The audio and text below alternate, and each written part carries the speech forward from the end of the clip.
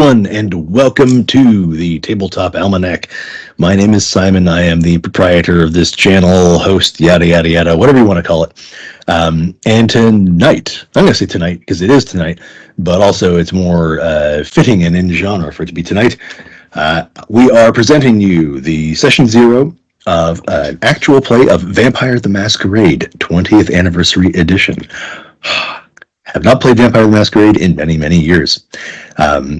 And because of that, definitely trying something a little different. We are playing a Black Hand game. And this is not something that, as far as I know, has been done all that often. It probably has. I'm not trying to speak for anyone out there. But a quick, tiny little introduction to explain what I just said. When back in the 90s, Dirty Secrets of the Black Hand came out, it sort of twisted a lot of the Vampire the Masquerade setting on its head and was a controversial book, and I don't know if I'd say divisive, but there were definitely people who liked it and definitely people who didn't. In part, I would say that it was likely because it was not exactly what people were expecting from Vampire the Masquerade. It took the idea of personal horror and the sort of tragic horror of the kindred's existence, and turned it into something different. It introduced a group of vampires who had a home base in the Shadowlands, in the realm of the dead, who interacted on a regular basis with mages, like awakened Mage of the Ascension mages, with mummies. I think there was an abomination, for those of you who don't know, that's a werewolf that was turned into a vampire, present in their ranks. Basically, it was like trenchcoats and katanas anywhere you look, which, let's be honest, can be a lot of fun and cool. Highlander is awesome for very good reasons, but it didn't necessarily meet the my life or unlife is a tragic, miserable existence, and so on kind of vibe that I think in some cases went for, but also I think did it in a bit of a flipped way. So we're using the V20 version of the Black Hand book, which is an updated version. They've made some changes to it to bring it in line with the V20 line. I say they, so Onyx Path writing it. But this came out a long time ago, so it's not like this is like a new thing here. When they wrote it, they made some changes, and so we are going to tell a story of a coterie of Black Hand vampires doing Black Hand vampire things. Specifically, one of the sort of long-term goals of the Black Hand is to eradicate infernalism, demon worship and demon traffic and trucking with and whatnot amongst the kindred, because demons are bad.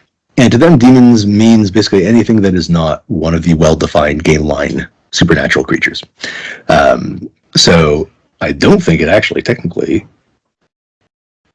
would count Demon the Fallen, but maybe it does. I don't really know. So classic, whatchamacallit, Abrahamic demons, biblical demons, whatnot, are still going to fit in here as demons. So without further ado, we're going to do a quick intro of everybody, and then we're going to start in our session zero. So when I come to you, could you please just introduce yourself however you want, offer up your pronouns, and maybe give a brief, a couple sentences of your experience with Vampire the Masquerade. So let's start with Ray. Hi, I'm Ray. My pronouns are he, him.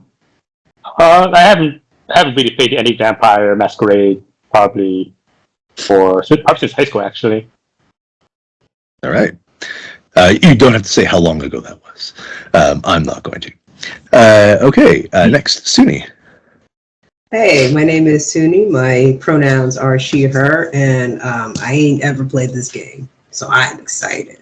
All right. Bryan. Yes, Bryan. With a B. name is Bryan. I don't know when I started playing Vampire. It was a very long time ago.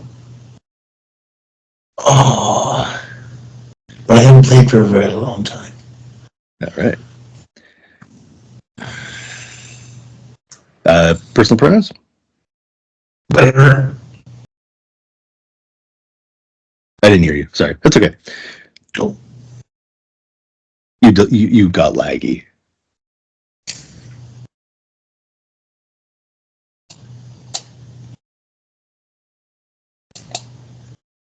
Yeah, you seem okay. All right.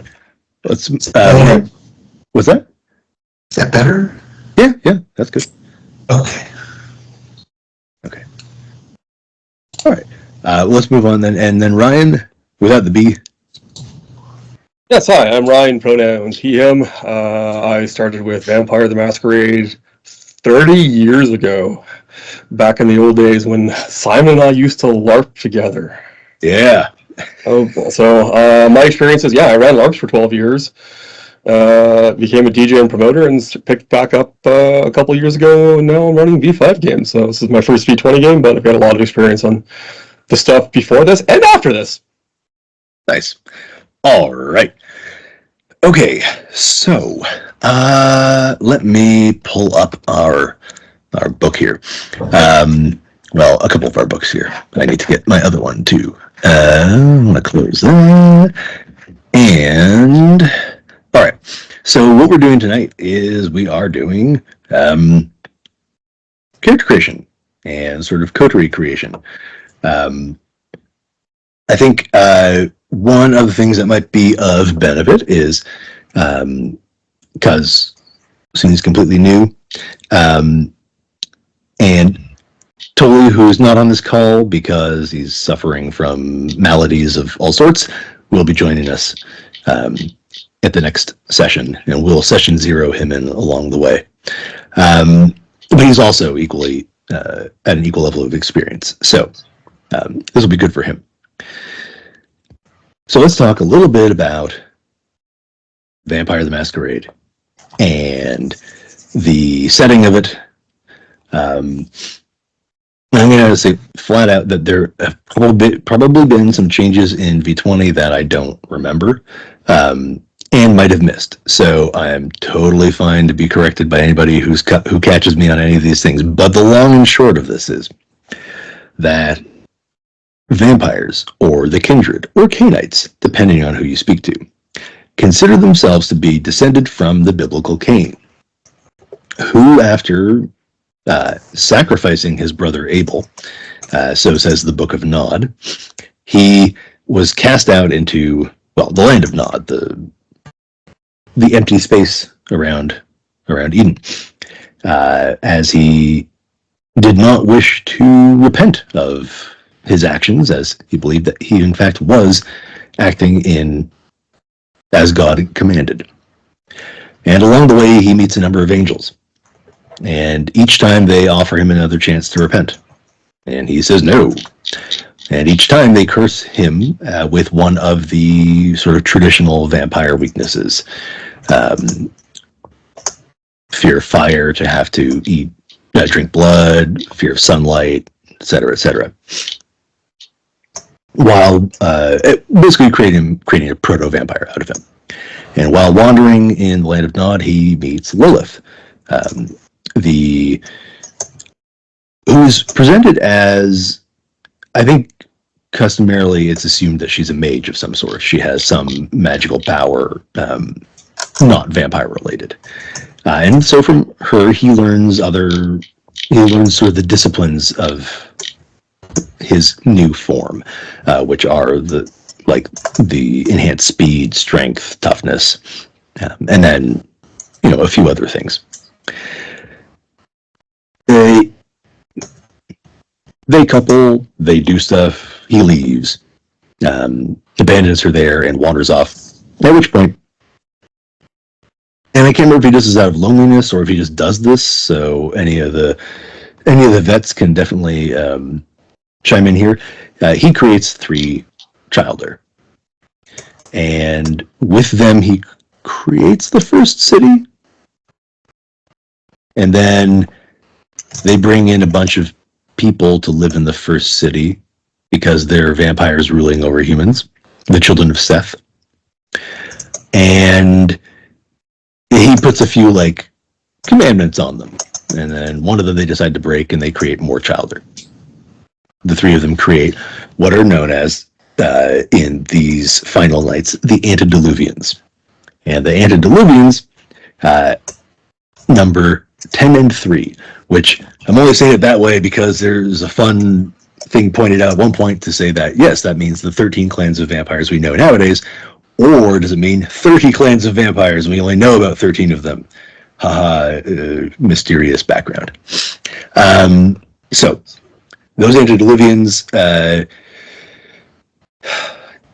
are also not supposed to create childer, but they do. Because that's what you do when you're a vampire. You want someone else to share your existence with you. And you want someone who understands what you're going through. And that's not cool with Cain. And I don't remember if Cain leaves before the third generation rises up against the second generation or not. But nevertheless, the Antediluvians rise up against their sires, defeat them, and then kick them out, and then they create the second city.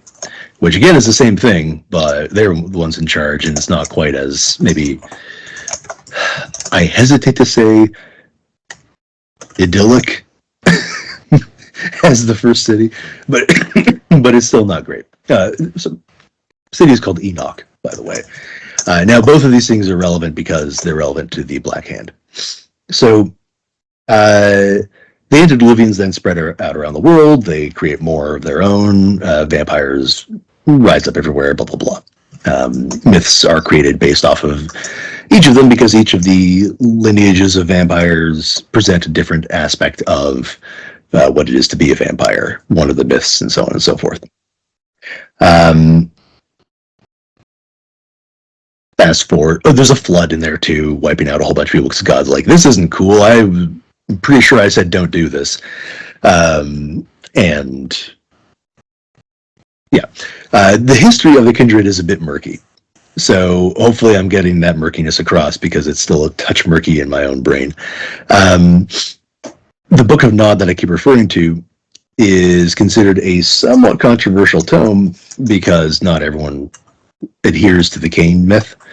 And so and this was the one fun part. Oh, I should have grabbed off my shelf. But one of the really fun parts about Vampire way back then was we had the Book of Nod, and it was like an actual copy of the book, such as it was, which of course then at the end said all of this may not be true. So take whatever parts you want. Cain scholars are a big deal in the game. Okay, so fast forward a bit.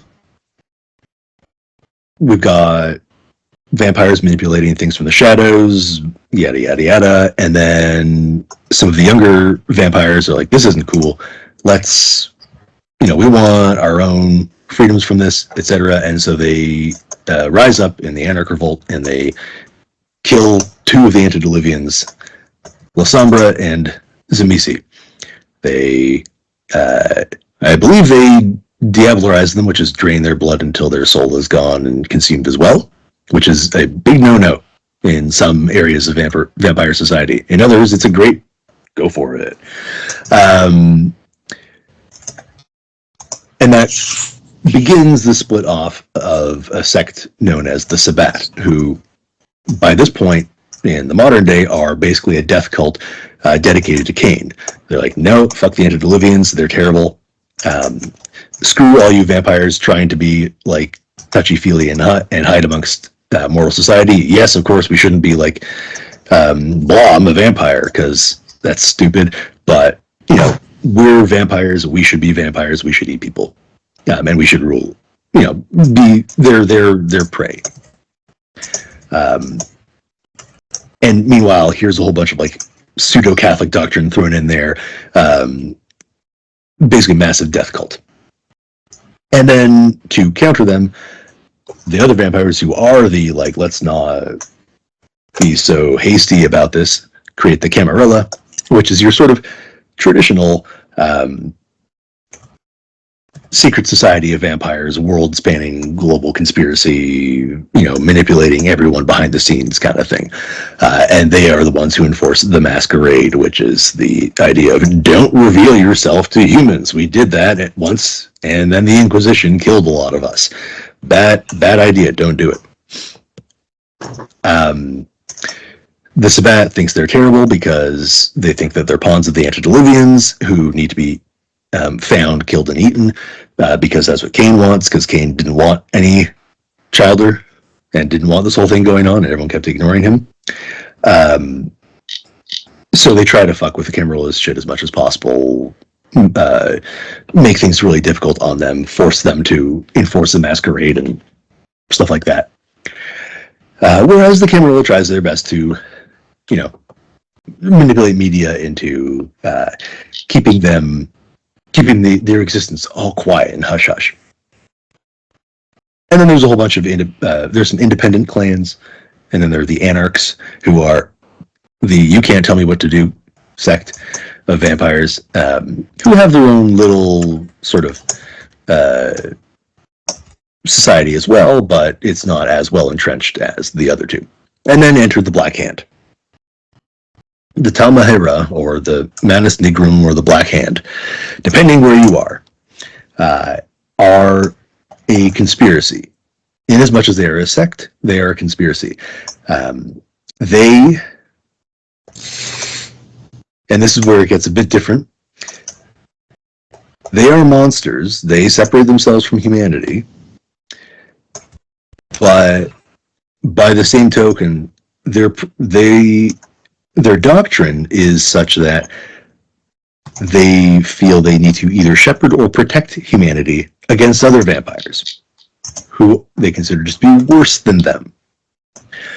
So they infiltrate and they manipulate and they control the other sects wherever they can to best achieve their aims. They're also against infernalism, because that's bad, right? Demons. They have another, the Shadow Crusade, against the current Jamisi clan, who they claim to be infected by an alien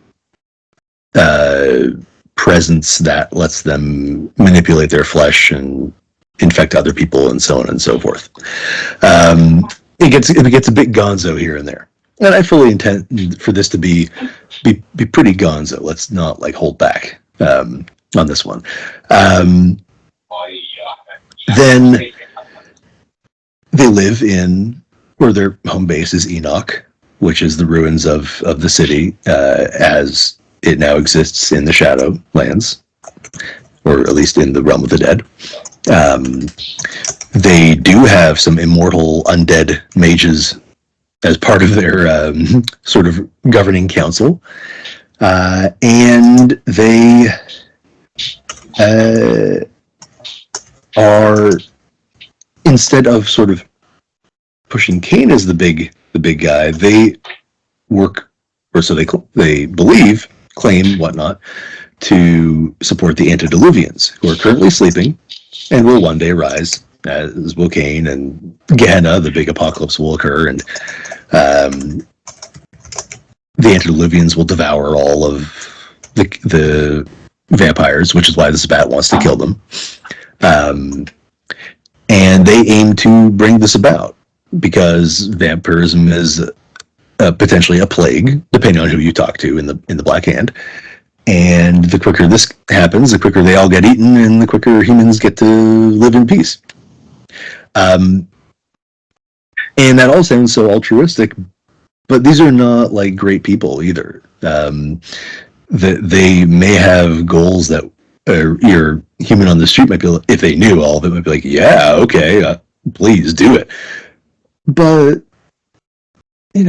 their methodology is not always great, and they don't always believe that thing. Some of them just think they should be the ones to rule on above everybody else. They're not going to, be complete and total monsters, but they might want to bring it back to the first and second city.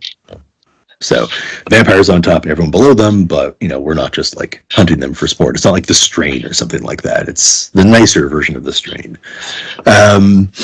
So let's we haven't talked safety tools on camera yet, but we have talked about them off camera. I suppose I can summarize things pretty easily for viewers. So there's going to be violence, gore, blood, profanity. I'm certain of that. Some religious horror, some body horror, some just general horror. However, amongst that, there will be no sexual assault, even hinted at, because no. There will be no harm to children. That's one I tend to keep in there too, and I generally expect that's also one of those things that isn't going to come up all that often. But just so everybody knows, it's not going to come up at all. And I think that's it, because otherwise, as like horror fans and so on, we're all pretty like, I think if I recall right, we're all pretty good on like that, bad characters, bad actors, terrible stuff happening.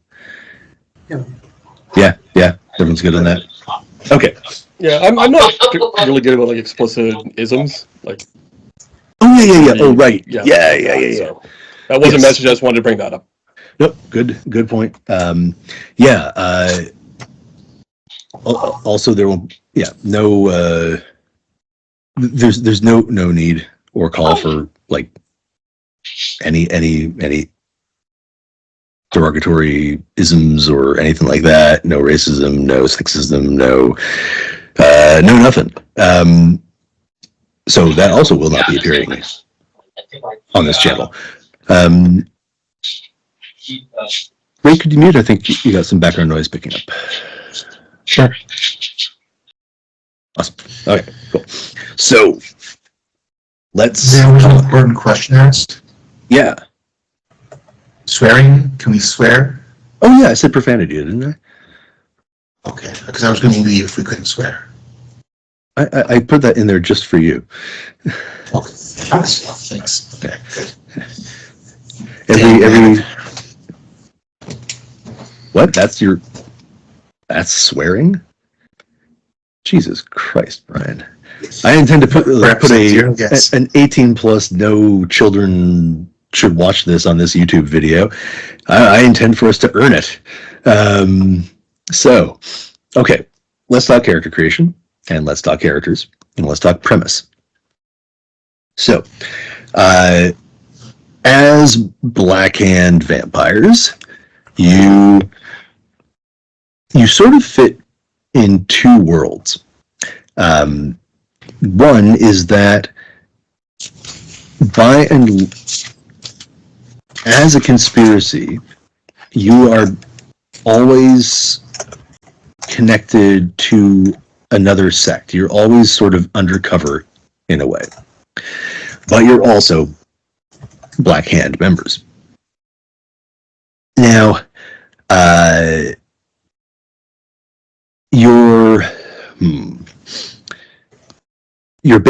basic unit of Black Hand operations is called a kamut. The glossary tells me that comes from the ancient Egyptian for wheat, and implying a cultivated crop. So they are impermanent and vary in size, led by dominions, who basically create strike teams of agents to achieve certain parameters, and then it disbands. But columns are kamuts whose missions require ongoing or indefinite investment, and as part of the Long Crusade, you are more accurately a column of vampires. The Long Crusade is the war against Infernalism, against the Bali bloodline of vampires, who are demon worshippers and so on, to an extent against the followers of Set, because the followers of Set sometimes get themselves into trouble that way. And any vampire or person, period, who gets themselves involved in demon-related activities. So we're going to play characters who are Anatoliy, which are the sort of second age group. You have neonates, who are the fledgling ones, Anatoliy, who've been around for like 100, maybe 100 plus years, elders who've been around for a lot longer. I figure Anatoliy because it gives you still a bit of a foot in everything going on. There's reasons for you to get your hands dirty, but you pack a mean punch when you do. So in terms of creating the column, definitely think in sort of, well, we're thinking of character roles. Let's think in terms of, I don't want to say like, what would you have in a sort of strike team and investigative unit dedicated to taking out vampires or demons? You're hunters in a way. But that doesn't mean you can't have other interests. That's just your primary purpose as a column. So let's jump ahead to character creation. So both the V20 character creation chapter and the Black Hand character creation chapter should be open. And we'll all help each other as we go through this sort of thing. So, here we are. Maybe I'll make these two windows so that I can just, whatever. Okay. All right. So let's talk about character creation for the Tal'Mahe'Ra. They have been around for a long time. They're not the type to sort of be stupid, I guess, in a way. Like they're not careless about things. They exist still, and even though there are some who might suspect that they exist and are unknown to the kindred society at large because they are very good at not being found. So Anatoliy are the rank and file of the Tal'Mahe'Ra. Some have been recruited from outside of the sect, and some of them actually grew up in the sect. They are supervised, but they're not watched quite as closely as a neonate, and so they can have their own agendas and goals. When an Anatoliy is an infiltrator into the Camarilla or the Sabbat, they might be at minor core positions, but they're not necessarily, although they could be at a much higher level. They still are assigned missions by their higher-ups in the Black Hand. Let's see, what's the exact age range they give? Do they? They must. Control. I believe it's one to 2 centuries. 1 or 2 centuries? Okay. Yeah. So when you're thinking of who your character was as a human, think back 1 or 2 centuries. So we're looking at, 1800s, maybe? It could be a little longer, too. If a vampire gets staked through the heart, then they are immobilized and can't do anything. And if they're injured enough, they can also go into torpor, which they remain in until they are given fresh blood, at which point they wake up and they consume the rest of the fresh blood and, reawaken. So if you want to be older than that, or have come from a period older than that, we have to incorporate some period of torpor into there to account for why you're not as as some of the other vampires. Now, one thing specific to the Black Hand are, as I said, some people are raised in it. And they're not just raised in it as vampires, they are raised in it. Known as chatterlings, they are humans. They have been abducted by the Revenant family. Revenants are humans with vampirism sort of in their bloodline. Family known as the Enrathi. who have abducted them, brought them to Enoch, and they've been raised in this death cult their entire life. They're called chatterlings because after that nervous chattering they do around vampires when they start off. So, if you want to have grown up in, I have no other way to describe it, kind of environment, then you would do well to play a chatterling. Otherwise, your vampire comes in from a different sect. They get recruited and brought in. Both are perfectly valid.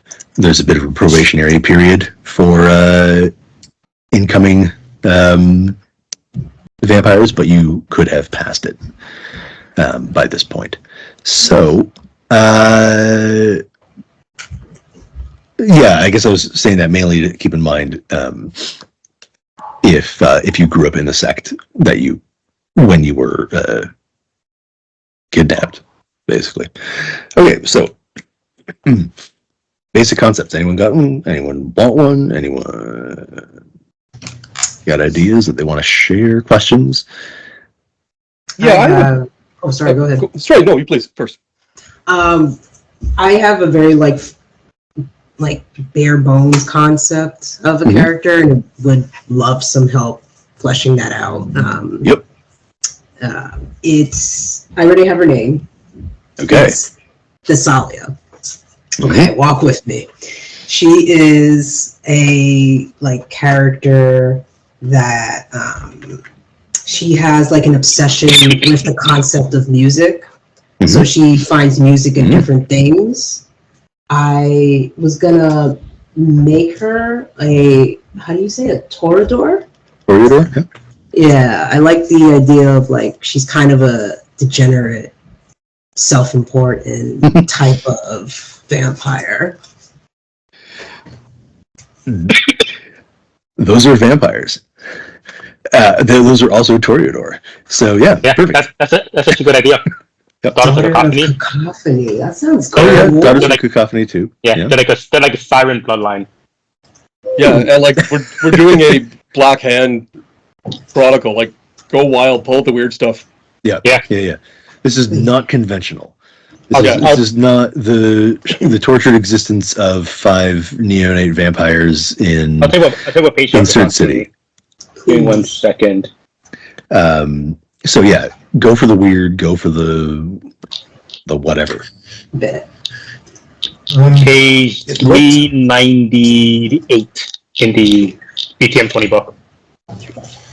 Thank you. I'm gonna take a look at that. All right. So while you're taking a look at that, yes. So we do have a raise hand option, just in case anyone wants to use it or can use it. So okay. Others then. So Sunni's looking at Daughters of Cacophony. Ryan. Yeah, so I have a concept, like we talked about it a bit on Discord, but I've kind of reworked it today with the idea of us being an Ancilla. I want to have an idea of a doctor who got caught up in the vampire panic of the New England states in the late 18th century into the 19th century, so 1790 through about 1850.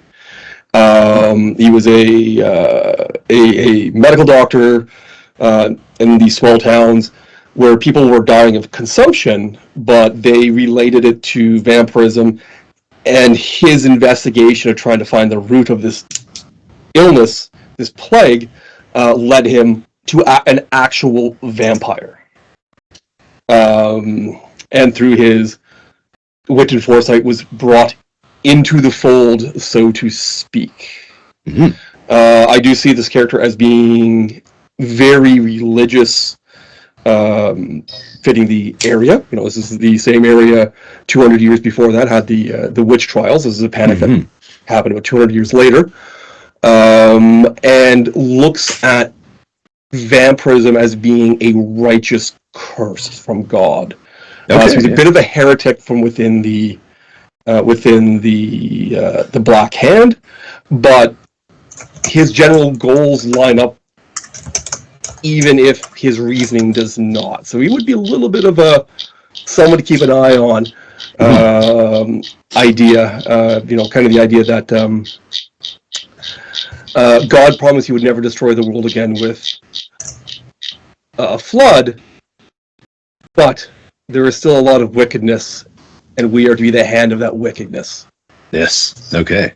I think originally I was kind of aiming towards a Tremere with it when we were originally talking about being elders. I think as a Ancilla, it might work a bit better as a La Sombra, but I think both are very workable depending on whether you need someone to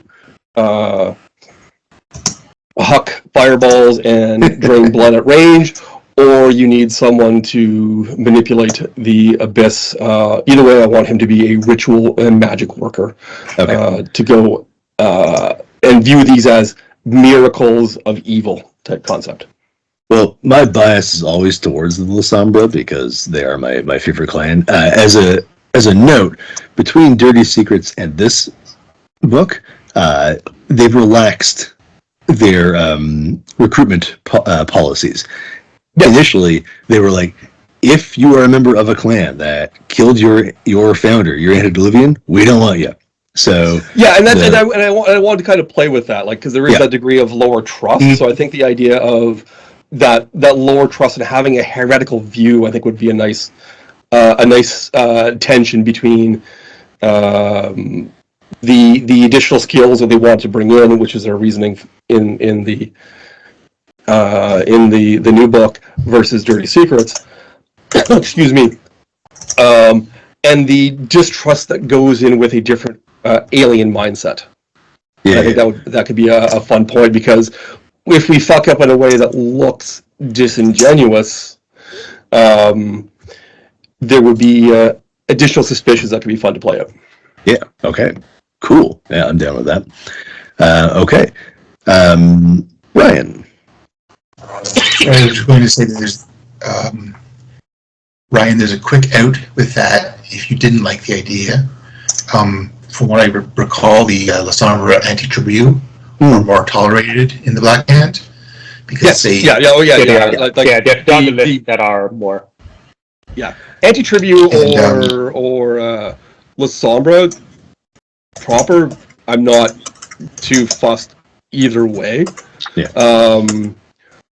But I do think they both have that interesting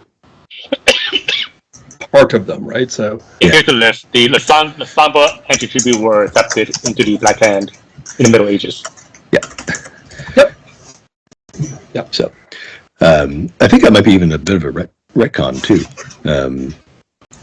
But they gave, like, in this book, we let so and so in at this point, this point, this point, this point, this point, which is a nice addition. Brian, your hand's still up, or do I take it down? No? I don't know. I guess you can take it down. Looks like you have to. I don't know. Lower hand, gotcha.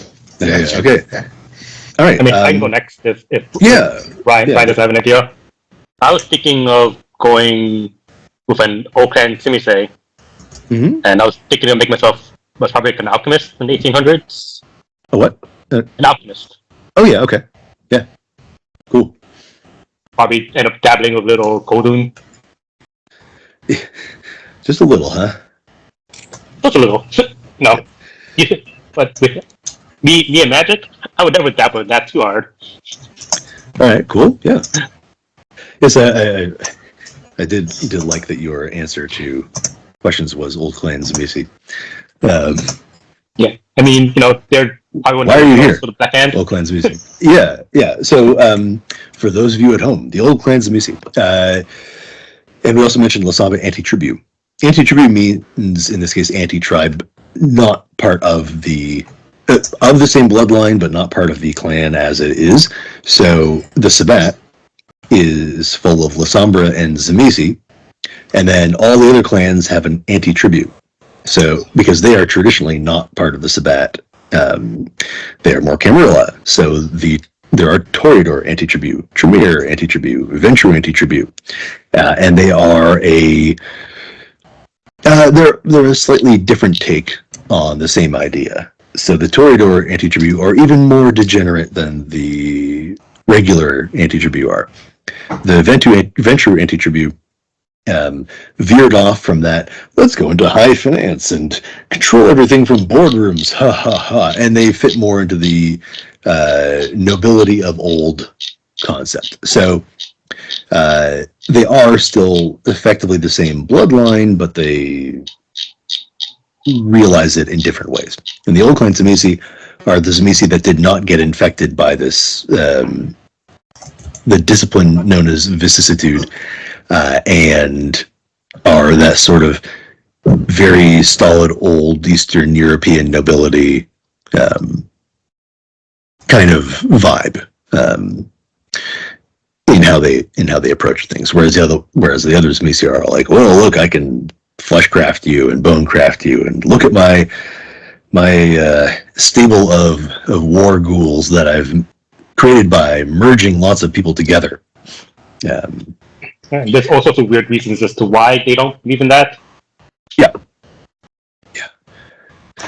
So a lot of fun. Okay, Brian, any thoughts? Yeah. Did we have any idea what Tolly was thinking? No. He was thinking. I think he was thinking possibly something Toreador-ish. We can poke him and see if his fevered rantings indicate anything. But it's okay. Don't worry about play what you want to play in there. And I still think a Nyquil infused player going full Arcadian would just be a fun thing to do. It's just if someone, I'm willing to do it. I'm willing to down a bottle of Nyquil every session just to get the Oracle in there.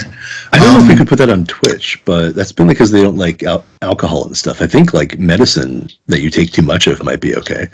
I don't know. We're not going to broadcast on Twitch. I think even the alcohol rules have been relaxed as long as you mark it as an adult screen.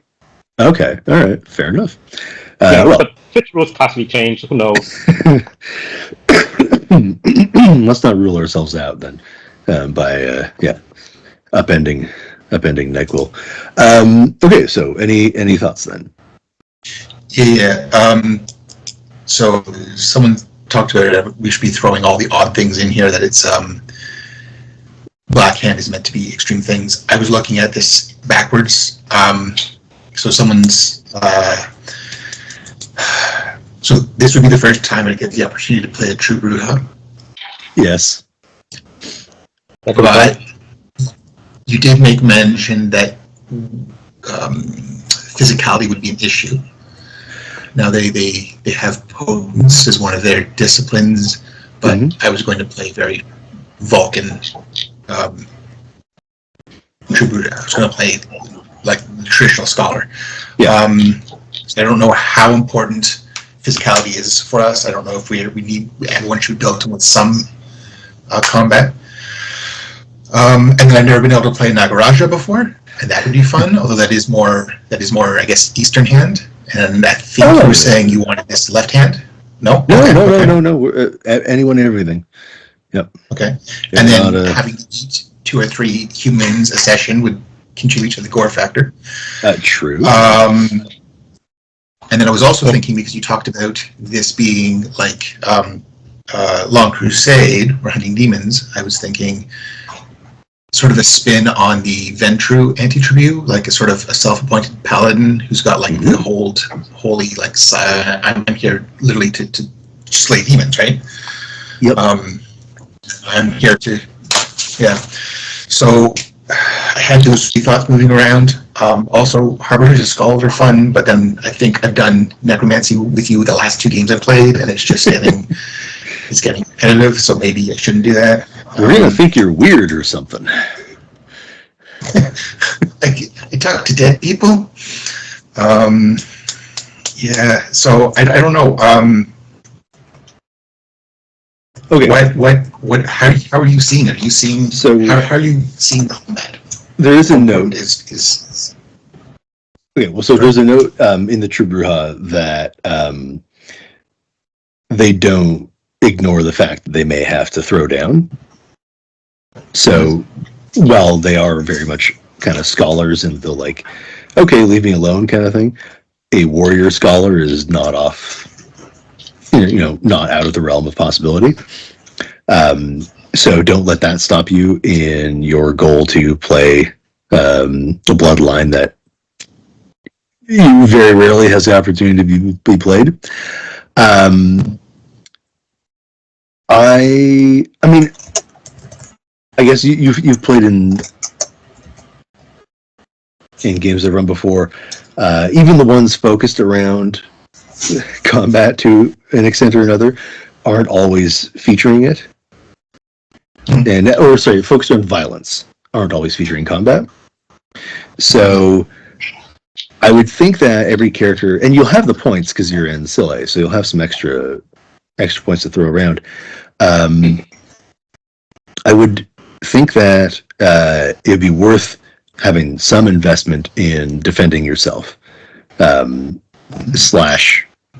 harming others. But when it gets to that point, we can see where everyone starts putting dots, and then if we're like, oh well, we really might need a couple people to get a little heavier on that, maybe we can shift things. But then again, if that doesn't necessarily have to be like strictly physical, right? Like if Ryan's playing a Losombra who has Arms of the Abyss that just rips people apart, that's as effective as anything else. And some of the coding stuff gets really scary too. Right. So there are ways around. Like a whole coterie of Tremere may or may not have anybody who knows how to fire a gun or use a sword, but their thaumaturgy. They're fine. But they're fine. So I think, and like Temporis would definitely come in handy. Now, secondly. The Nagaraja are really cool, and they would be fun, and they would up the scariness of everything. You touch the magic. Yeah, that's right. You got Thaumaturgy, Kodoon, and Necromancy all in one game. Yep. Make me have to memorize 3 different things on that. But then I also have a soft spot for the Venture Anti-Tribute that acts very paladin-y, knight-like. I just think I love that archetype. It's a lot of fun. That was how they became one of my favorite clans. So basically what I'm saying is I like all 3 of your ideas, and you should choose the one that that speaks to your heart the most. Okay. And we're hard and fast with the whole Salubri history, right?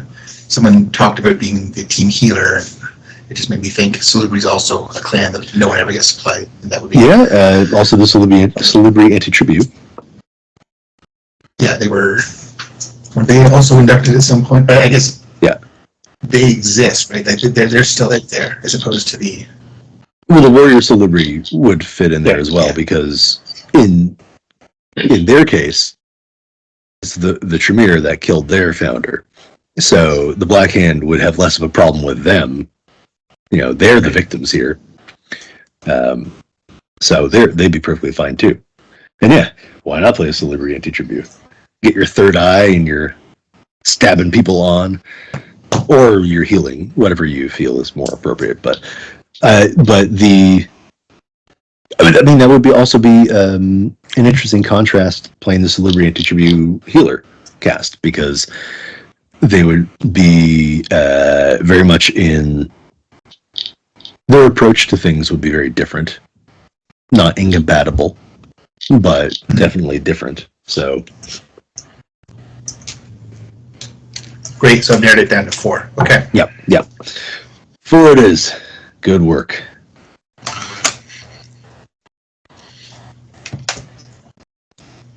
Okay. So let's cycle back around then. Suni, have you had a chance to look a little more into those? We got some ideas out of that? Preferences, tendencies, leanings? I I am very, very much in love with the Daughters of Cacophony. I'm going to do that. Nice. I now I need to make her devastating. Oh yeah, well, that's what the next few steps are going to be. Yeah, and we can always look over our sheets, and like give advice afterwards. So yes, please, I will definitely need some assistance. Okay, so definitely go with the Daughter of Cacophony. Yeah. Okay. Ryan, any? I said I'm pretty good with where I'm at. Okay. I think as we flesh ideas out, whether I slap a Tremere splat on or a Lasombra splat will become clear. But I think what everybody else is talking about lines up well. Yeah. If Bryan goes with the Paladin, like the Ventrue Paladin, I'll probably go Tremere. Okay. Because otherwise the Lasombra and the Ventrue line up in a very similar role. Oh yeah. Okay. With that, I think the Tremere being able to, engage with the Thaumaturgy would provide a enough of a dynamic difference between two things that have to get up close and personal to harm with religious fervor. Okay. Cool.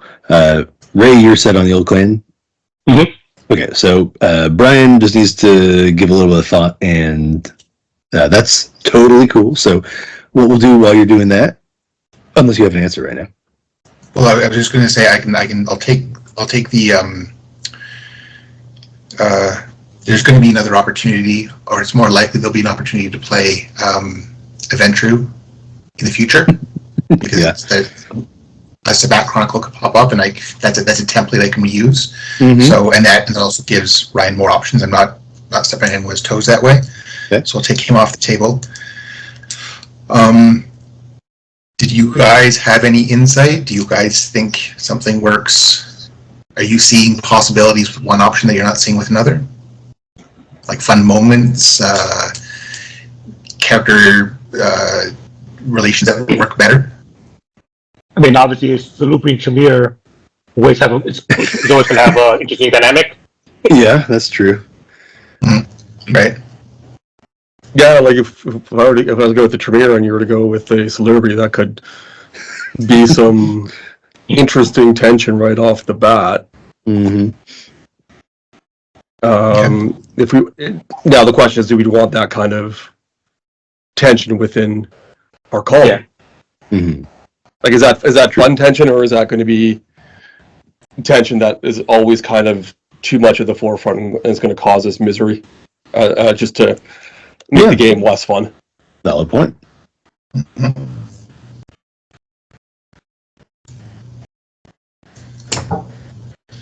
Okay. Do you want a little bit of mulling time, and we'll move to the to another? Yeah. Keep going. Okay. Okay. So we've talked over concepts and a bit and clans. So we'll move on to archetypes. That's your nature and demeanor. Those are the things that let you regain willpower. Your nature is who you truly are down below, and demeanor is what you show on the surface. In the Black Hand, they do talk about there are, of course, no restrictions on those, but they're more inclined to choose those who are in temperate sort of archetypes. Deviant and rebel, harder to justify because they often pose a security risk. And I do like this phrasing. Penitents might also find it difficult to survive in the sect, as their apologist personalities might irritate or provoke their fellow sectmates.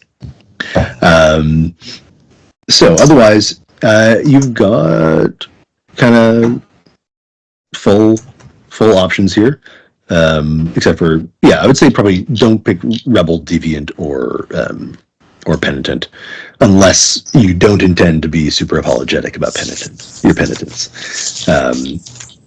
So they are on page 80. Well, page 81/90 of V20. So just take a little little spin down that column, and of course you can dig into it deeper later elsewhere in the book. So once you have chosen them, yeah, Ryan? Yeah, I was looking at a nature of fanatic and a demeanor of Eye of the Storm. Okay. Sounds good. Fanatic is the cause is all that matters. Eye of the Storm is chaos and havoc follow you, but it never gets to you. Alrighty. Sounds good. Okay, anyone else got a nature and demeanor they like? I'll probably go scientist and judge, probably, or something along those lines, but I might change. Okay. So pencil those in. All right. Suni? The first thing that comes out to me for demeanor is thrill seeker. Mm-hmm. Okay. So I can always keep her jumping into things. And nature, I'm thinking perfectionist. You know, trying to hit that perfect note, find that perfect tune. Yeah. Yeah. Nice. Okay.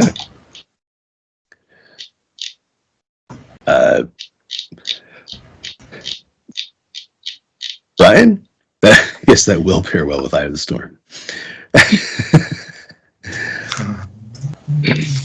Yeah, so I've got it down to, I think, some combination. So I'm leaning towards. What's the house rule here? Do we say Bruja or Bruja? I usually say Bruja. Ha, okay. I think I watched a video last week where someone was interchanging them depending if they were saying true. I forget which YouTuber it was. Something he said something like it was like true Bruja and Bruja or true Bruja and Bruja. But I was also half asleep, so I have to go back and see if that's true or if I just made that up again. Okay, so if you are that YouTuber, reveal yourself, make yourself known. Let him know that he's not, just dreaming this. So go with True Bruja? Yeah, I think True Bruja. Hoorah. Hoorah. So I think something architect, director, maybe. Did someone say judge already? I mean, it doesn't matter if we're no, there. Of course not. I should judge as one of my potential. Yeah. But you're not like beholden. Yeah, it doesn't matter that much. Yeah. I'm seeing someone who is really committed to the eschatological. He is looking forward to bringing it toward end times, right? So end times. So he's going to be always looking toward that end, always looking to sort of mastermind that. Well, not mastermind it, but do his part to bring it about. So I think an architect in that sense. Let me see how idealist works. I think something like that. All right. Nice. Yeah. I mean, the mean doesn't matter that much. There's no real mechanical benefit to it. Right. So, just your outward appearance. Nature is the one that's going to give you your power points back. So, right. Yeah. That's the important one to get right. Because the more you play up to your nature, the more you can recover your willpower. This is going to be very important. Okay. Let me just switch mine real quick. Other way around then. All right.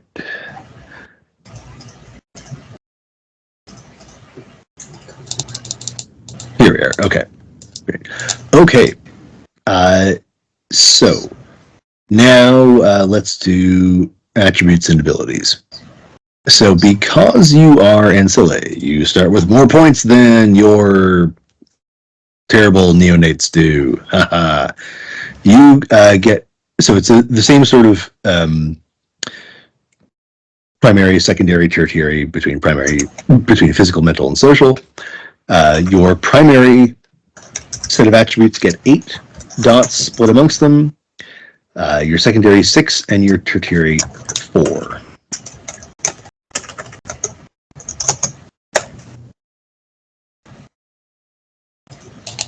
So feel free to split those up, divide those up as you like.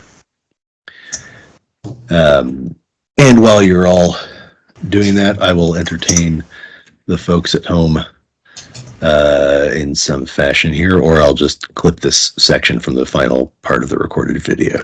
I could do either one, but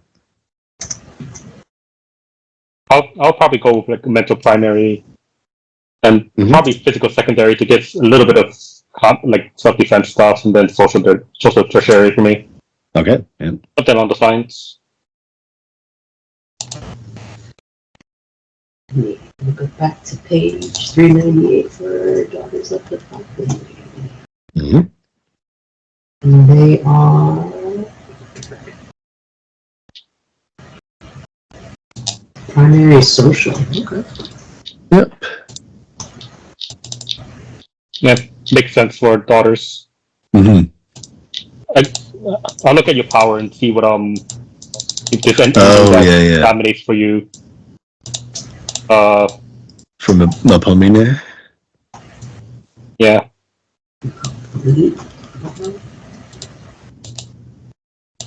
Charisma, wit. The first stat requires nothing. Second dot requires wit. Third dot requires charisma. They all require performance. Manipulation. Yeah, manipulation. Stamina. Okay, we care about social. Yeah, and presence is the other one, the other big one. So. Okay. And presence is also pretty much charisma based. I'm pretty sure. Yeah.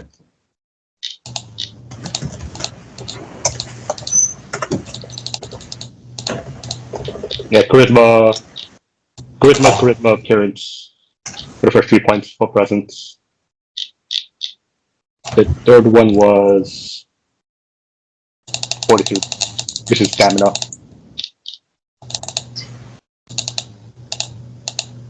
So here's a wild and crazy Chronicle concept while you're all throwing points in there.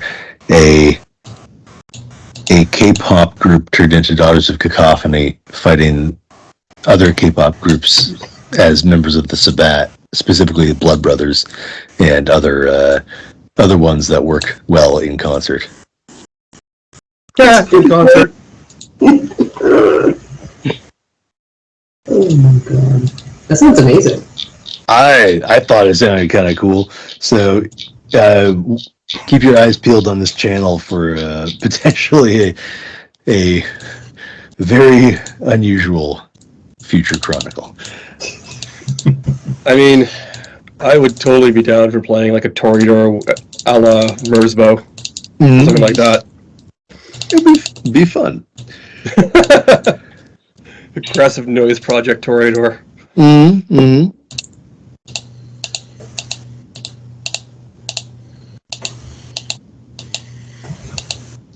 Hey, is my clicking audible showing up in the channel? Yeah. Okay, I'm going to mute myself. Okay. This is really obnoxious. Maybe I'll just put music on over this part and just like crank it up so that the clicking can't be heard, and then drop it when everyone's talking, and then that's so much producer work.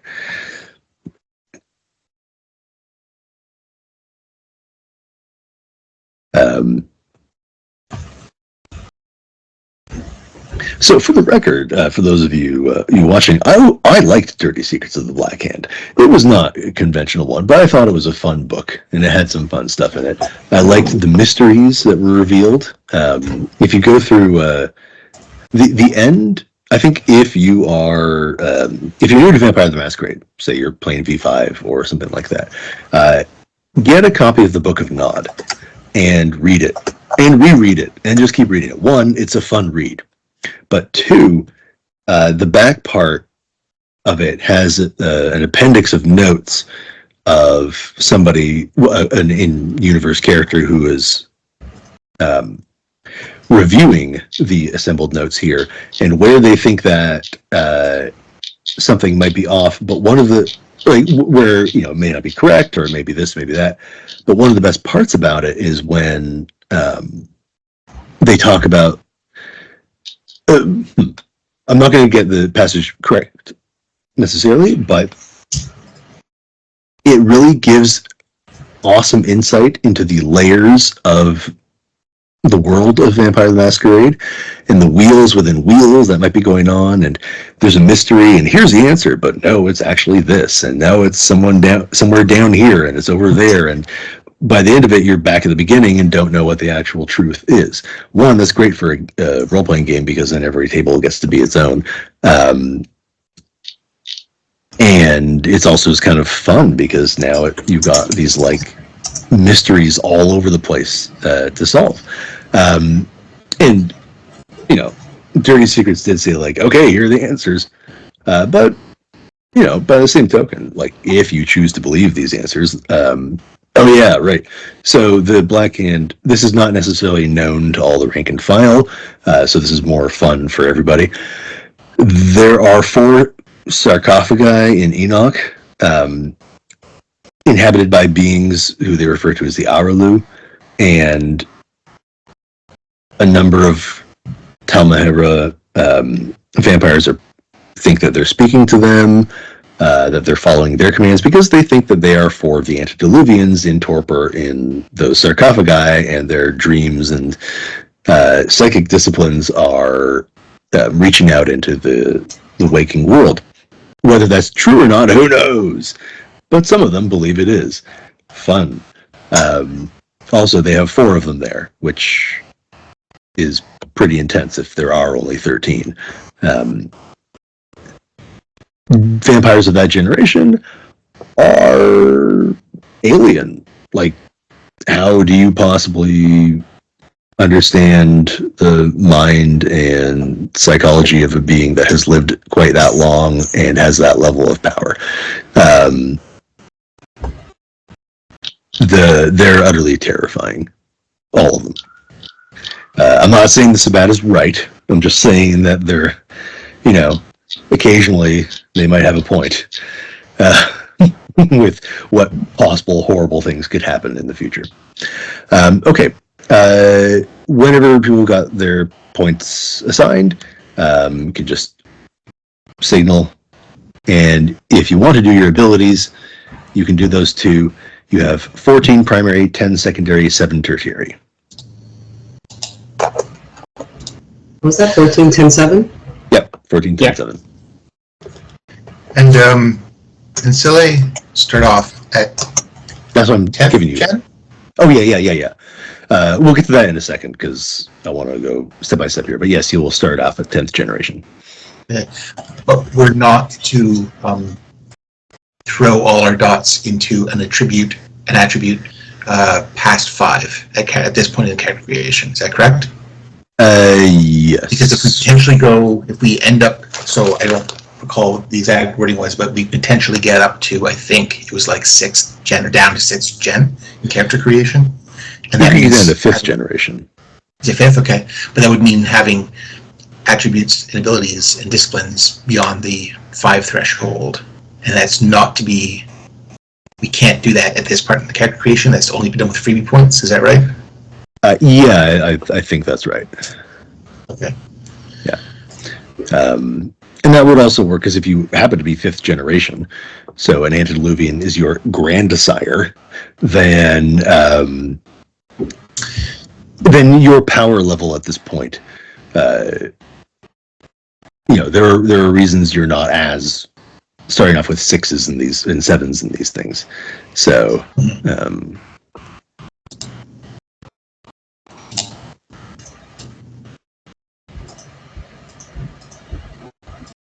all right. So this might be not a bad point to be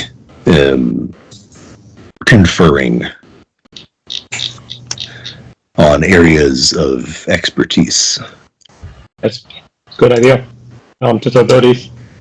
I mean, as alchemist, I'm obviously gonna go with science and as one of my primaries. Probably some occult. I'm leaning very heavy into occult. Yeah, I mean, I think we're both going different types of sorcery, so it makes sense. Yeah. So. I'm definitely going to lean towards the social attributes, expression, and performance, since the book's telling me to. Mm-hmm. I think you also, I mean, yeah, you also need a bunch for presence as well. Yeah. For presence? Yeah, the presence skill. Assuming, I don't know how many dots you're going to have in it, but you're probably going to have it. It's definitely very useful for you. Presence, all requires performance, so you definitely have that already. The red gaze is also very strong. Requires intimidation. Okay. And entrancement requires empathy. So, requires what? and then Empathy. And summon requires subterfuge. So just looking at stuff that you might want for your powers, depending on what powers you choose. That is good to know. Where are the list of powers? Maybe I'll look at that. Of your disciplines?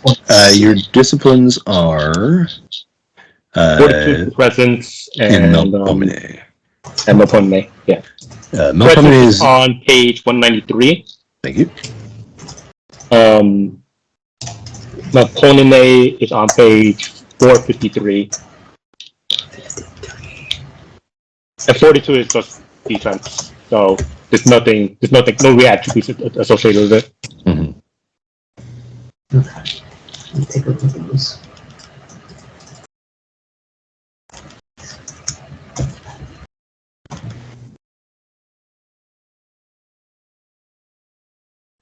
Yeah.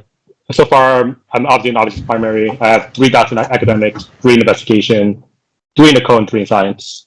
All right. Nice.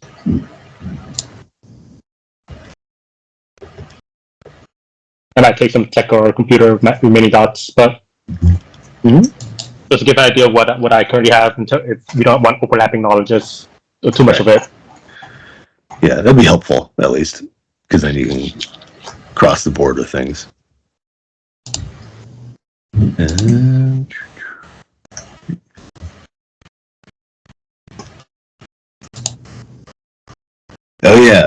Also having so the Book of Nod is great. Revelations of the Dark Mother is actually a pretty nifty book too, in the same sort of style, and relevant to the Black Hand. I'd have to pop that chapter open, but there are Lilith cults in the Black Hand and in Enoch, and Revelations of the Dark Mother is kind of the idea of the reverse. And so looking at Lilith as being the mother of vampires rather than Cain being the father of vampires. And so there's some interesting stuff in there. One of the things that we'll get to either between sessions, maybe right during tonight's, or sort of over the course of the Chronicle, is that there are a good number of factions in the Black Hand, all with different beliefs. Like I was saying before, your Black Hand may vary, because even they don't necessarily know everything. Some of the Tal'Mahe'Ra think that there are maybe they number in the hundreds. Some believe they number in the thousands.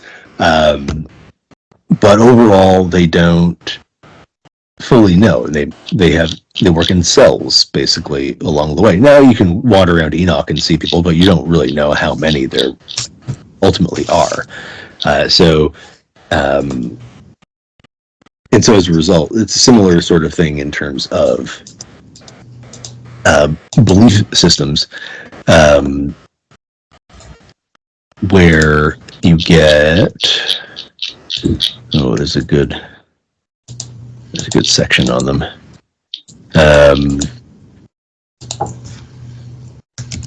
Where you get a number of different cults that show up here. Here we are. Okay, so and these are also just cults kind of in general. One of the things that the Black Hand does is it likes to get their fingers in everything, and cults are a good way to do it, whether they're vampire cults or other cults. So there are quite a number. Actually, one thing I think wouldn't hurt is we'll talk a little bit about recruitment and and some of the ideologies of the Black Hand that are kind of universal before we dig too deep into character creation. So once everyone's done the points, the ability points, we'll talk about those a little bit. So just let me know when you got all those circles filled out as you like them.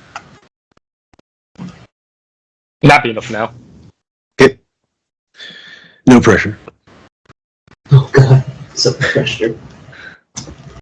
I mean, and you're probably going to change them later anyway, right? Once you Yes, start, you've always look got at each other's sheets and give advice. you've always got the right to change your character as you play them. Go like, oh wait, that's not what I wanted. So, what do you mean I need points in this? Oh my god, the amount of times that has happened to me. Okay.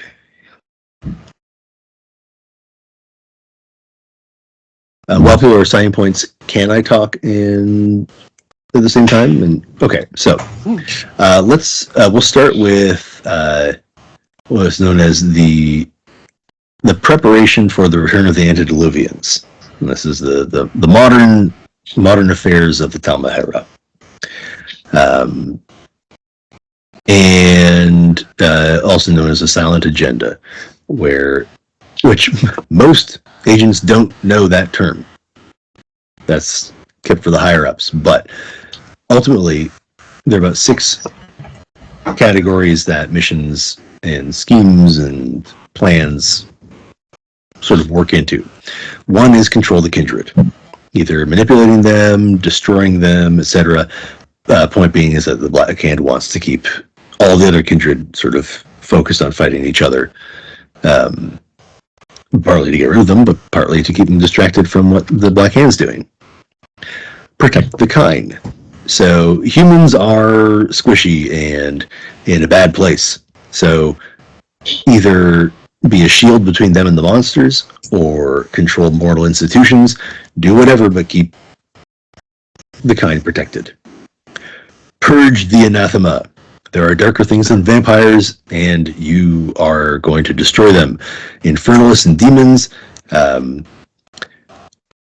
Also, a moral and depraved kindred. All these things. Prepare the way. So, prepare the way for the antediluvians. The Tal'Mahe'Ra will be ready. Basically, they're split sort of 3 avenues of thought in the Tal'Mahe'Ra. One is that Cain is the father of vampires, one is that Lilith is the mother of vampires, and 2 is that they kind of both are, or maybe neither. Or 3 is that maybe both are, or neither.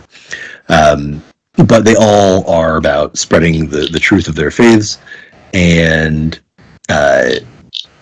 preparing for the final nights by picking the right people from the Camarilla and Sabbat and the other organizations when they recruit. Seek the truth. There's a lot they don't know, so they explore Enoch, they study the guarded rubrics, they meditate at the tombs of the Aralu, or they devote themselves to their paths of enlightenment. In as much as they are doing all this other stuff, they are also on a quest of understanding and personal understanding. And last but certainly not least, conceal the sect. Because, yeah, you don't want anyone to know you're there. Okay, so those are kind of the agendas that they go on. Let's talk about, while people are still putting their points in, let's talk about ideology and things like that. So like I said, not everyone knows everything about the Black Hand, including the Black Hand. There is the Black Hand in the Sabbat, known as the False Hand, and they are controlled by the true Black Hand, hence why they have been known as the true Black Hand. Also because chronologically the Sabbat Black Hand was written up before the Tal'Mahe'Ra, so one had to be identified as true.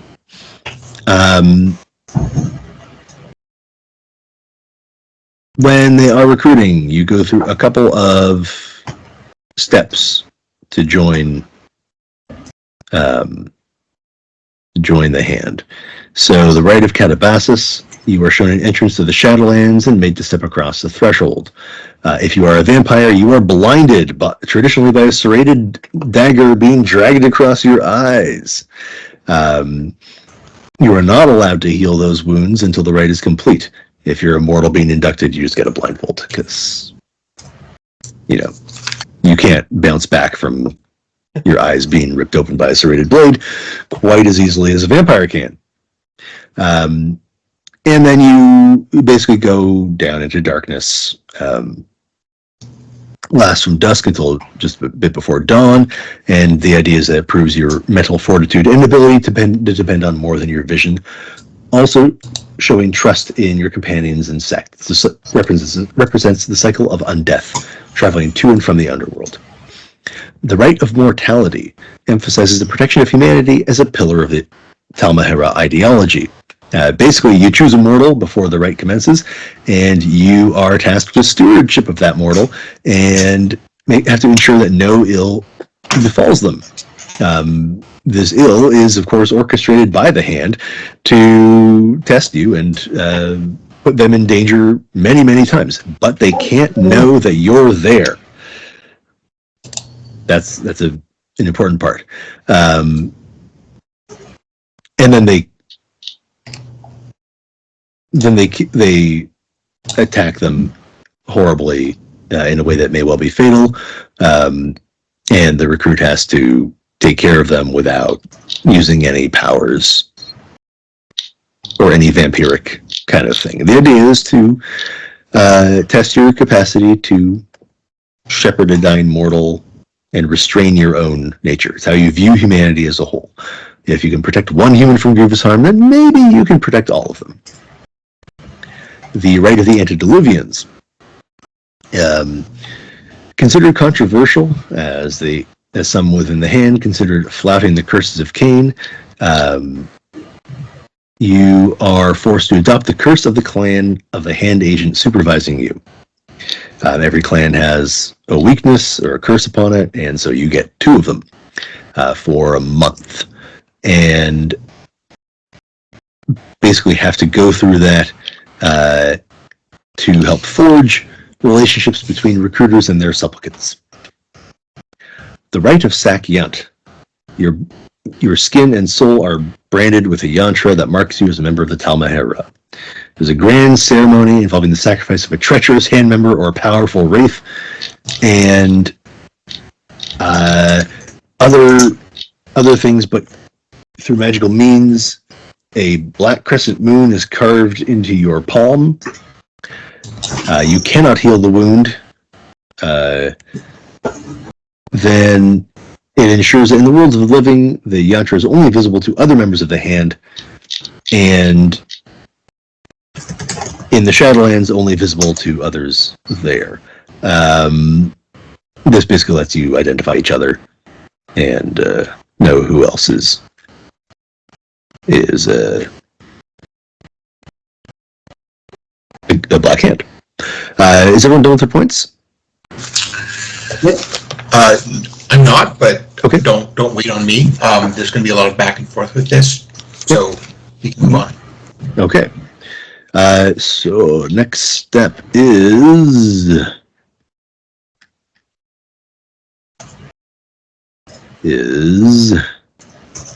advantages, disciplines, backgrounds, and virtues. Okay. Let's do disciplines, then we'll do backgrounds, and then we'll do virtues, because virtues are going to be different in this, aren't they? So let's pop back over to character creation. Where are... Oh, here we are.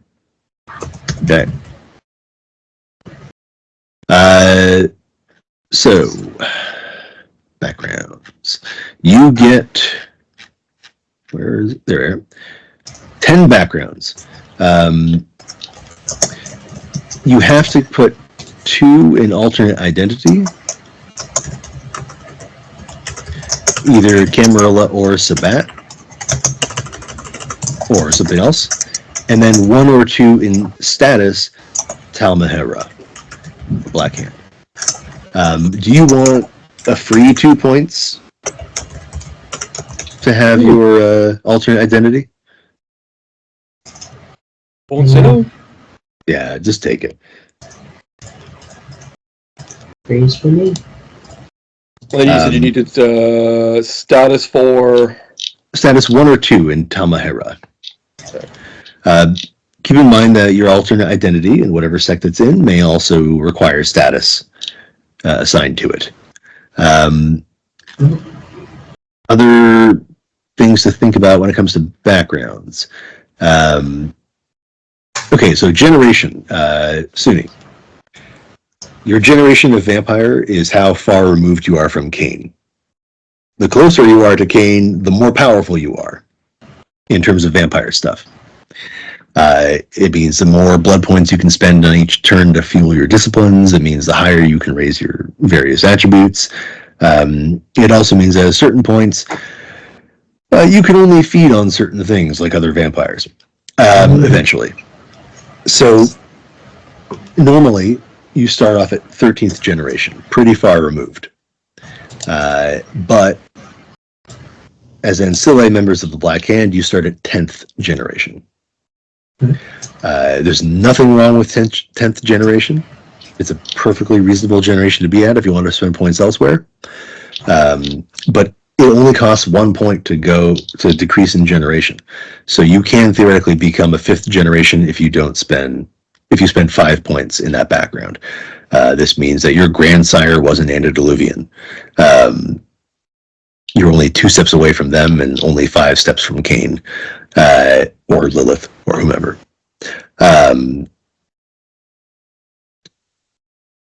Yeah, so you can do some pretty, crazy stuff at that point. Now, other things here, you can only have a maximum of 2 points in Herd, because they don't like the idea of just abusing humans by creating a pool to feed on. But there is a new background, Cult. You are the leader of or have control over a cult of your own. It is kind of a combination of allies, contacts, herd, and influence. But they function as 1 dot lower in each of those categories when they get called upon. And cult costs 2 freebie points per dot. That's basically the way that the Tal'Mahe'Ra extends the idea of a herd, of a pool of mortals to feed on. You're not neonate, so you don't need a mentor. Status, you can have status because you're not a neonate. You have been deemed trustworthy as a member of the sect. I think it seems like here it's suggesting maximum 1 or 2 dots. Yeah, which I think is also fine. 3 plus 3 is rare on the non-elders. Yeah. So I also wouldn't bother putting more points in it than that necessarily. So, otherwise, have fun with the backgrounds in V20 as you're applying them. There's a whole thing about shared backgrounds as well. Oh, yeah. Okay, right. Do we want to talk about having a pooled background together? That way we can have, some of these backgrounds are relatively cheap. As long as we pool it together. Like Domain or... Haven isn't here anymore. What is it?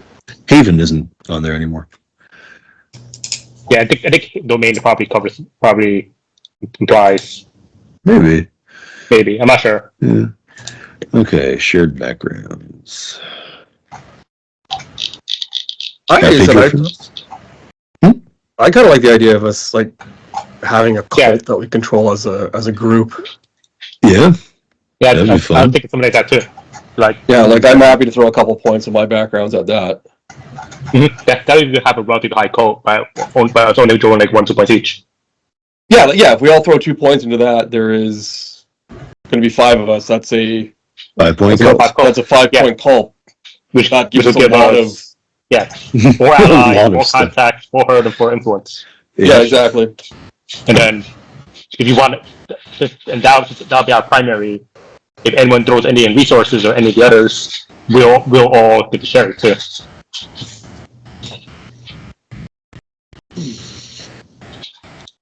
Well, how does that sound to everybody else?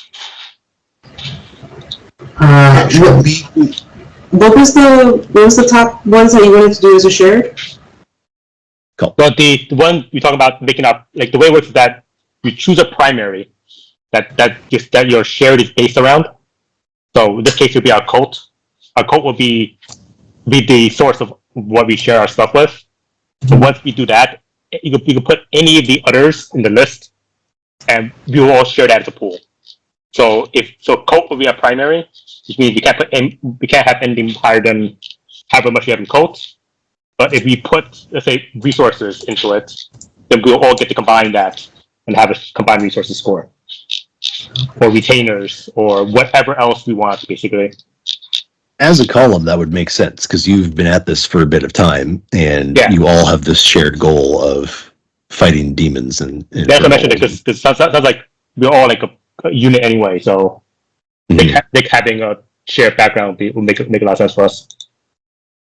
Okay. And you get a cult. Yeah, which will get design in detail. That sounds amazing. It does, doesn't it? I'm pretty sure they actually had guidelines on it, but I'll have to look. Maybe not. No, I think there were some. I'm gonna hunt that down right now. Yeah, so the cult will be our anchor, and the others that could be pulled will be allies, contacts, which we don't actually need to pull because it's part of cult. Herd is part of cult, influence is part of cult. So it'll be domain, resources, and retainers will be the other 3 we can pull. On top of the ones we get from cult. We can also take cult higher than 5 this way, if we want to. So and the anchor can go up to 10 points. Yeah. So nice. I'm willing to kick 5 points of my backgrounds into a pool.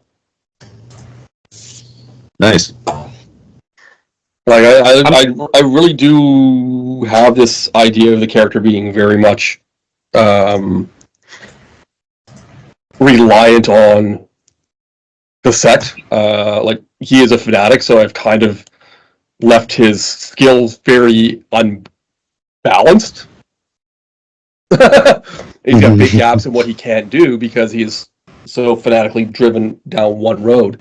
So the idea of me just holding on to like I want status in both the camera level because that's where I'm coming from as a little Storm Branch tribute, and status in the Tal'Mahe'Ra, a couple points in generation, and I want a Camarilla domain. So wherever we figure out where we want to set the city or where we want to be around, I want to have a domain in that a Camarilla town that I can call my own to tie into the stuff. But everything else, like that's 1, 2, 3, 4, 5 points I'm spending on my backgrounds. Yeah, the other half can go into a group pool to be spent as needed by the group. Yeah, I'm willing to do that, and like I said, like I'm not assuming everybody else will throw half their backgrounds at it. Like that's just me saying this is what I'm willing to do because it really fits into my concept of what my guy is, and that is a creepy little dude who believes he is an agent of God's divine wrath. I mean, I'll probably also be willing to throw a bunch of retainer into the shared pool as well. Yeah. So, like, please feel free to spend my 5 points however people want to. Like, if you want to start off by saying that's gonna tie up our anchor point with our cult, cool. But I am happy with that. I think we could design that together, like later on Discord. Like I don't think it's any hurry to do that right now. Yeah. So designing the cult would be fun. like I do think how powerful it will be fun. Where it is.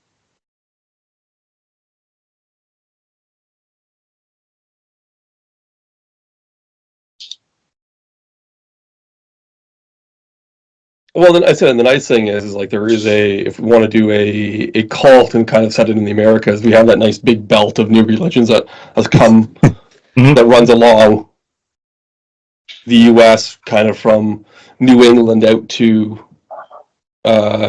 Utah and into Washington State. Like you have that belt where just you have all of these new religions come from, and that's kind of a natural place that it would fit and not actually be that weird compared to things that have already existed and happened in the past. So like that kind of gives us a nice anchor point as well. Yeah, the five cult elders in their house on the hill there. Don't mind them; they only come out at night, but that's all part of the practice here. Okay. Any questions about backgrounds for anyone else right now? I was hearing some background noise, so I muted Suni and Bryan, but I think you have to unmute yourselves. Actually, I hope you can. Yeah. Okay. There we go. I can't unmute you. Oh no. Oh no. Silenced. I don't quite know what I want. I'm looking at Fame because it makes sense for the character, but otherwise I'm at a loss of what to pick. Always generate good ones, resources. Yeah. Allies. I mean, like I said, if you tie a bunch to the cult gives us ally, influence, and herd. Yeah. So if you all pull some to that, we all gonna get those basically for free. Oh, as a group. I could do that. So then, resources determine your lifestyle, right? Like how much you have, how much money you have. It's obviously the modern day, money is a very big superpower, so definitely not a bad one to have. Having a mentor was also obviously nice as well. Like I mentioned having retainers, so that service is always nice. Yep. I really do like the idea of a mentor for you, Suni. Like you're new to the system, right? So having an in-character expert you can turn to, even at this, like at 1 or 2 points, does give you a way to tie back in, and it could become an interesting point of like fun conflict within the group too if your mentor has a different vision than we do. Because that is always a possibility too, right? Like your mentor isn't just there to do whatever you ask. Your mentor is going to have their own designs as well, and if their designs could create conflict within the group in a good, interesting way of how to do what we are to do as a column, what you want as an individual versus what your mentor is asking you to do. Like there is fun role playing opportunities off of that as well. And Simon is somebody I would trust to make that interesting. There are some people I wouldn't. That's fair.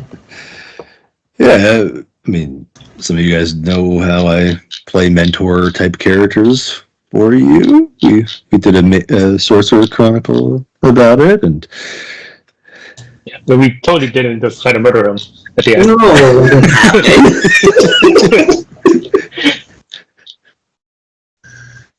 He just relinquished power. Mentor would be, as Ryan pointed out, would be a great one to use on the medic level as well as Yeah, I think it's a good idea for you. in game. Okay, I'm gonna scoop up Mentor and Fame at least. And then we said for alternate identity, it's at least 3 points in it we start with, or it was 2? And you get 2.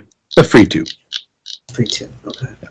So it could be alternate identity Camarilla 1, alternate identity Sabat 1, alternate identity whatever 1. So long as you have 2 points in that background. And don't forget generation. If you're like, I got nothing to put points in right now, generation. Never a bad default. Okay. Sorry, so some clarification here. We have 10 plus 2. The plus 2 is going into our alternate identity. If we want, we could buy additional alternate identities. Or increase your alternate identity. Or increase, right, okay. Status is sort of our standing within the Tal'Mahe'Ra. What is Black Hand membership? How does that differ from status? That would be the... Okay, let's... Yeah, we get a 1 dot in Black Hand membership for free. Well. I'm just not seeing in the Black Hand guide. I'm not yeah, right. It's okay. In true Black Hand membership, which is mechanically identical to standard Black Hand membership, though indicative of belonging to Tal'Mahe'Ra, that would be in V20 then. So is Black Hand membership the Sabbat? Is that what that means? It's the same. That was what my understanding of it was. Well, it's the same merit, only it's oriented towards the Tal'Mahe'Ra and not the Sabbat. This is true Black Hand membership. Mechanically identical to standard, but it's for the Tal'Mahe'Ra and not the Sabbat. Like, do we need to put a point in that then? No, you get a point in there. Oh, okay. Sorry, I missed that one before. Yeah. Now, what's the overlap there then between those two backgrounds? Like, there isn't any. Just look at it as there's the Black Hand membership background and the true Black Hand membership background. Black Hand membership is for the Sabbat, and true Black Hand is for the Tal'Mahe'Ra. Like you could do like Black Hand membership as a background, and your alternate identifier is in the false Black Hand. Yes. Like so you know this is the ruse, and you are part of the rusers. Yeah, and that way you can. Sorry, go ahead. Well, I was going to say that way you have an alternate identity in the Sabbat who can then call on the false hand in the same fashion. Okay, so I just want to make sure. I think it might just be using different words to describe the same terms.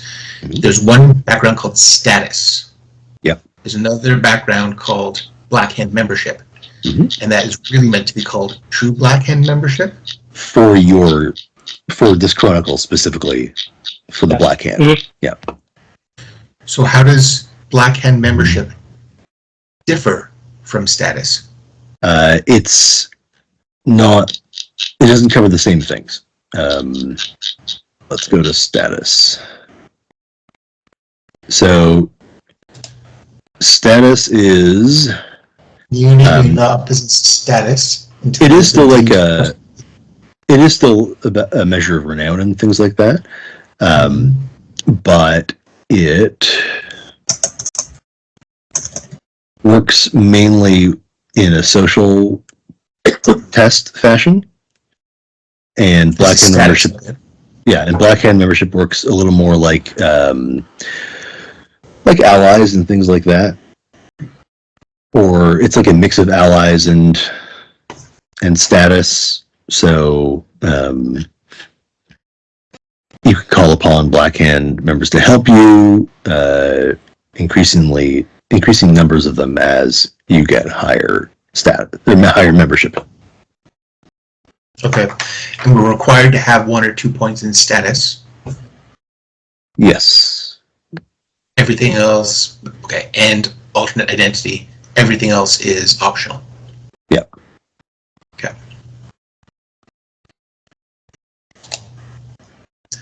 And there's no drop down for pooled points. No. So cults in there? Code rider. Sorry, say that again? It's a code is not in the pull down decider. Yeah. You might have to type it in. Okay. And how much do we have for cult? What is it? At this point, I think the idea is that everyone puts in 2 points to cult. At least. Okay. Yeah, at least, yeah. Because I have 3, so I think I might just throw it into cult. Just do all 3 into cult. Okay. Sounds Well, good. so I got the 5 points we can spend in there. I'm taking a look though in the Tal'Mahe'Ra character creation. I don't see anything about Black Hand being a required thing that we get. Like It's mentioned earlier. especially Yeah. earlier in the book.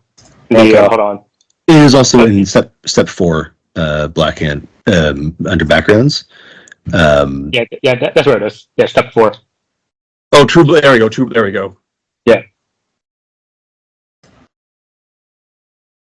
If you want supernatural eyes and retainers, it's more expensive, but I don't know that anyone necessarily is after that.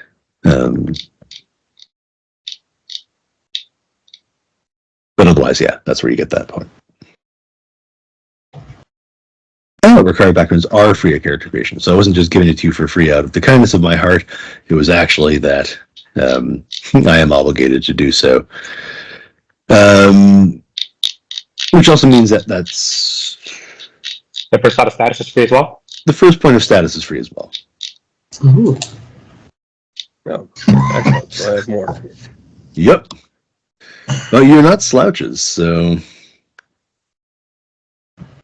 Knock it off, creature. I don't have any more space to add the true Black Hand membership oh, to my list. is there one on the back of the sheet?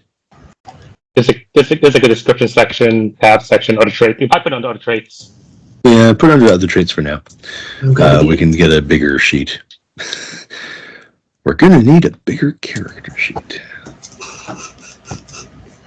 That big brain thinking. Okay. So I have one extra point. Let's put it in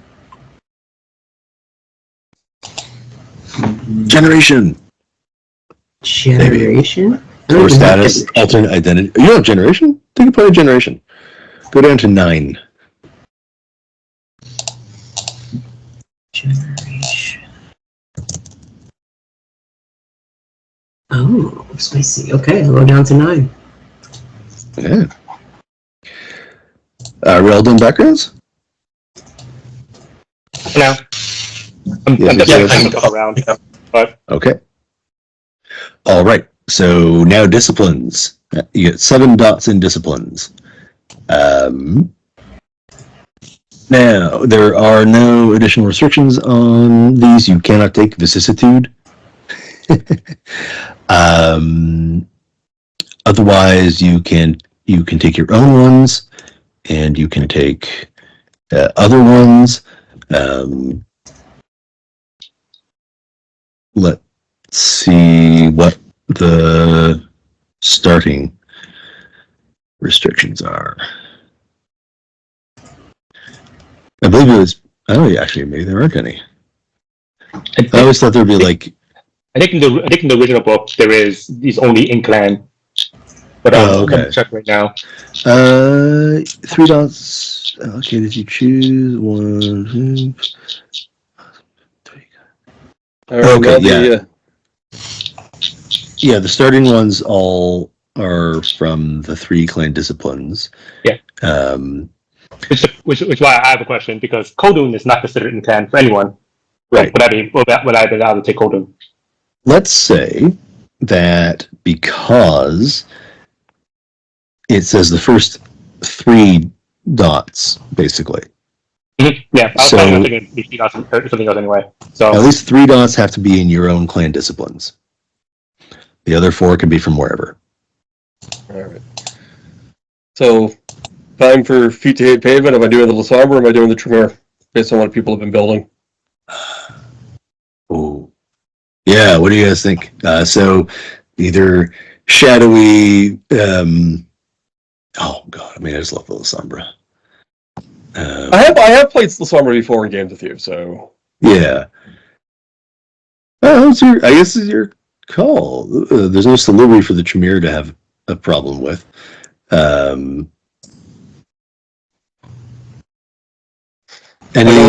If I go Tremere, is that going to cause any problems for anybody else's occult weird as they want to do?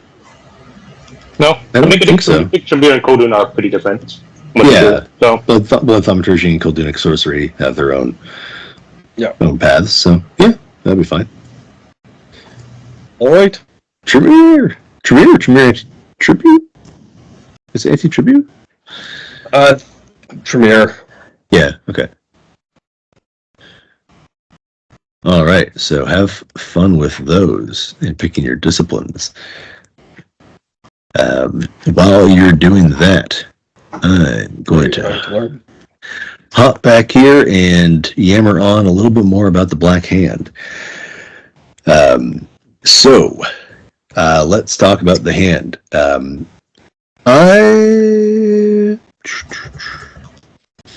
not going to tell you, because you can look yourselves if you want to, but I'm not going to tell you about the full-on higher-level functioning of the Tal'Mahe'Ra. Because it can be, well, I mean, I guess it is the highest functioning levels of it, so these are true. It's all the ones along the way that can differ, but primarily let's talk about the ideology. First is revere the fathers. So the primary standpoint is the preservation, protection, and loyal service to the antediluvians. This is sort of the key view that separates the Black Hand from everyone else, except the followers of Set. However, quote, mentioning this to a Dominion, which is a sort of a captain in the Tal'Mahe'Ra, is grounds for impalement from anus to mouth as an object lesson in keeping one's imagination from roving. Because they don't like the followers of Set, they're not doing it right. And they've also caused a lot of problems for them in the past. Started some fights with the Semites and so on that the Tal'Mahe'Ra did not want to be involved in. Okay. So at the upper echelons, they unconditionally swear allegiance to the clan founders, except for the usurper antediluvians. They will still allow their long distant offspring to join, but they're still not cool with them. So Tremere, not an okay guy.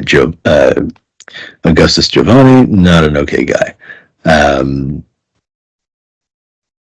When they wake, the hand's going to be there to point the antediluvians against towards its enemies and help them out.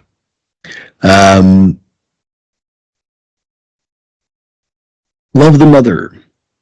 The sect's veneration of Lilith and Cain as mother to vampires has become a little more prominent as time goes. Most of the Tal'Mahe'Ra rank and file don't really pay much attention to what these ancient magi are saying. So Bahari and Naudists are kind of just butting heads ideologically against each other. But hand members that don't come from Judeo-Christian backgrounds or cultures have accepted or seem to frequently accept this idea of Lilith and Cain as being the same being, which is that third point of view here. What else we got here? This is pretty well written, so I'll quote it again. The unification of Cain and Lilith has led to cheer for the more cynical vampires within the sect. They now have philosophical grounds for hedging their bets. They don't know which vampire came first, but they're sure that whoever it is will return and can't judge them for their comprehensive interpretation. All right, then pity our children. This is the guardianship to humanity. They believe that humanity is worthy of conservation. This could be because of following the beliefs of Lilith as a mother of creation, or humanity rightly should inherit the earth. They need to be safeguarded, shepherded. The idea is it's better to keep them happy, even in the most inhumane way. Keep them happy and well fed before they get eaten. But again, I should point out the Black Hand are not necessarily benevolent individuals here. They just know. They all just also know. It's a good point they make here. What happens when a human dies and goes to the Shadowlands, and the problem with sticking around versus moving on, and that torment that can occur there. And then the last two, dismay our siblings, which is the fuck with the other vampires tenet. So that's basically it. It's the one we've been talking about the whole time, is screw with the Sabbat and the Camarilla, so that they can't accomplish what they want to accomplish, and you get to accomplish what you want to accomplish. Then finally, respect our neighbors. That being, there are other beings out there, and don't fuck with them unless you absolutely have to. And then also, this is a section of basically of going after infernalists and demons who will cause problems for you.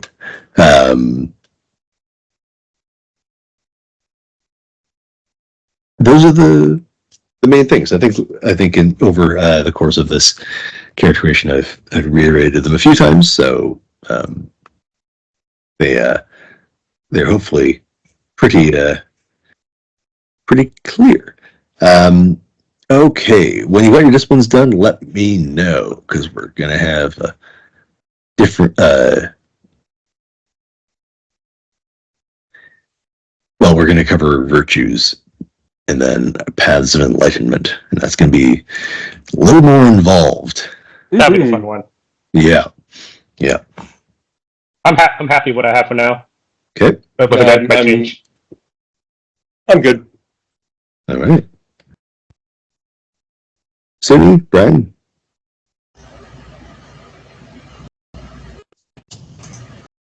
There, I've unmuted myself for the thumbs up. Also good. Okay, so here we go. We won't do virtues. Let's do paths of enlightenment first, because they will help determine your virtues. So, in core v vampire. Vampires follow what's known as the path of humanity, which is all about being human and maintaining your humanity in the face of being a monstrous predator that eats people. The Tal'Mahe'Ra does not do that, because they aren't people and they aren't human. So they follow a path of enlightenment, which is a way to keep the beast, that's that monstrous thing inside it, from coming out, by focusing on something different, an ideology to follow, a personal path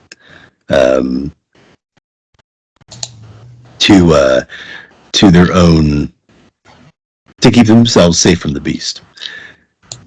So, on page 316 in V20, we have the alternate paths of enlightenment.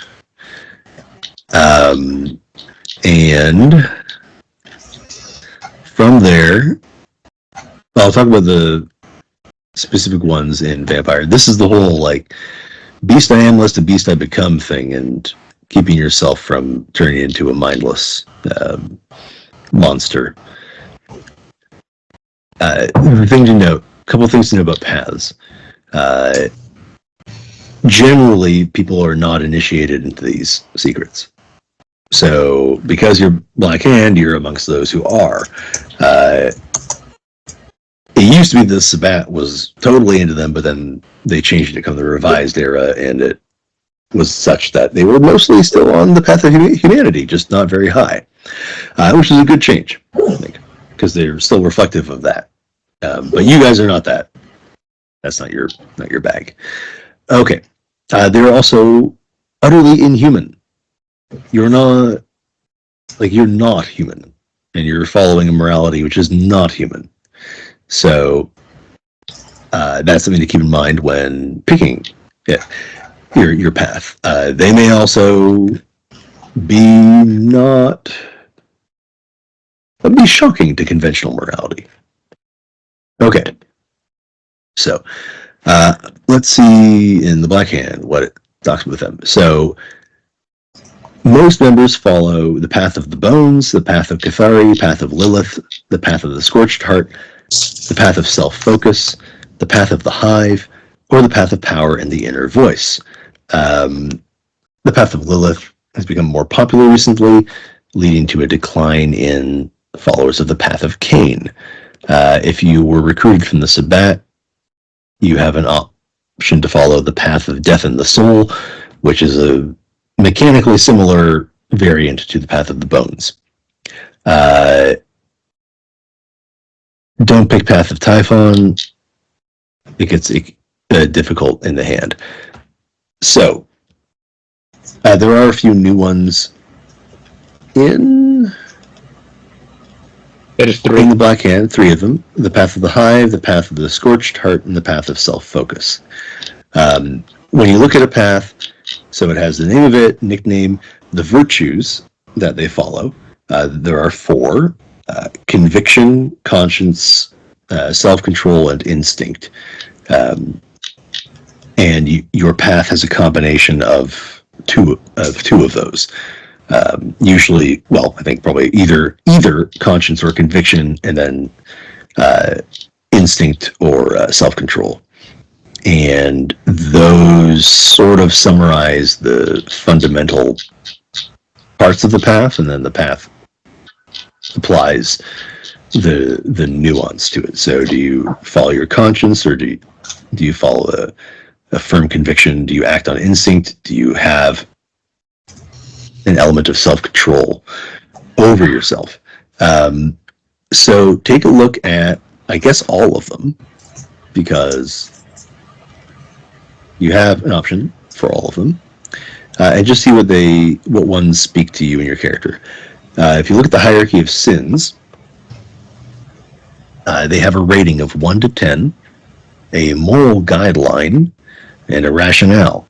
The moral guideline means that if your rating is equal to, if you violate a moral guideline at a level equal to or lower than your path rating, you have to make a roll to avoid a degeneration of the path.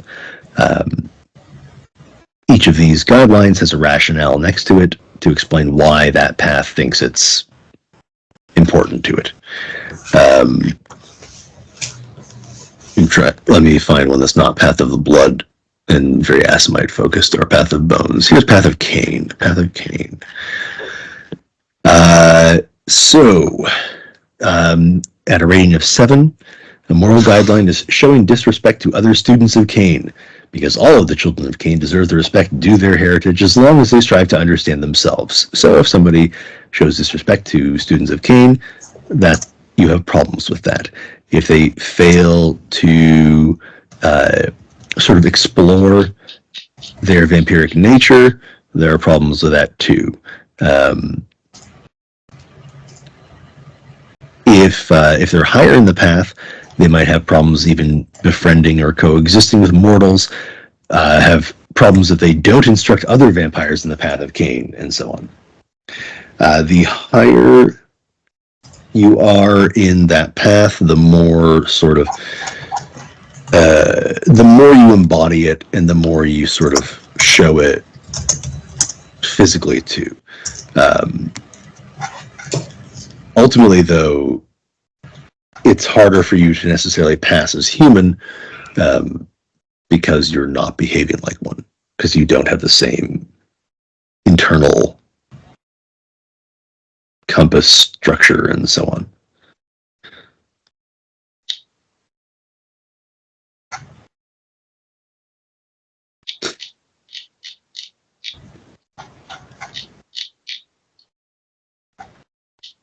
Okay.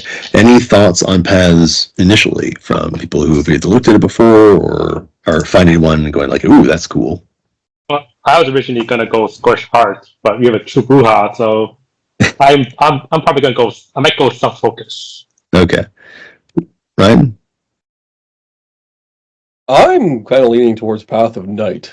Or if you prefer not to go down that road, I could do Path of Lilith, which has got enough similarities that I think would work with this character. Let me just look at Path of Night.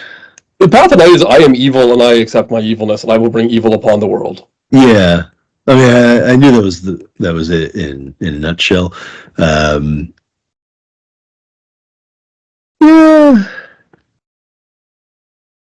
I mean, I like it. Well, yeah, the ethics. Tempt and horrify those around you. The weak will fall. The strong will be tempered. Inspire others to accept their inner darkness. Death is a means, not an end. I mean, I like it. And then let's just look at Lilith. Only through pain are we elevated. Be teacher, torturer, and lover to any who seek enlightenment. Practice what you learn. Cultivate a garden. You may show the power of your own creation. I like it too. Maybe Night fits better. I'm happy with Night if you are. I am very happy with Night. Okay. Brian, were you think? Want to give people an idea of what it is? What's that? Yeah. You go to mine. Epics of mine. I was gonna check if Brian was gonna go Scorched Heart. In which case, I would look at self-focus. Yeah. For you. Yes. Yeah, Scorched Heart. Okay. I mean, I think Scorched Heart does make sense for true Bruja. It's kind of what they're after anyway. Archetypal one for them. Yeah. All right. Self-focus. No, did I totally lose my place?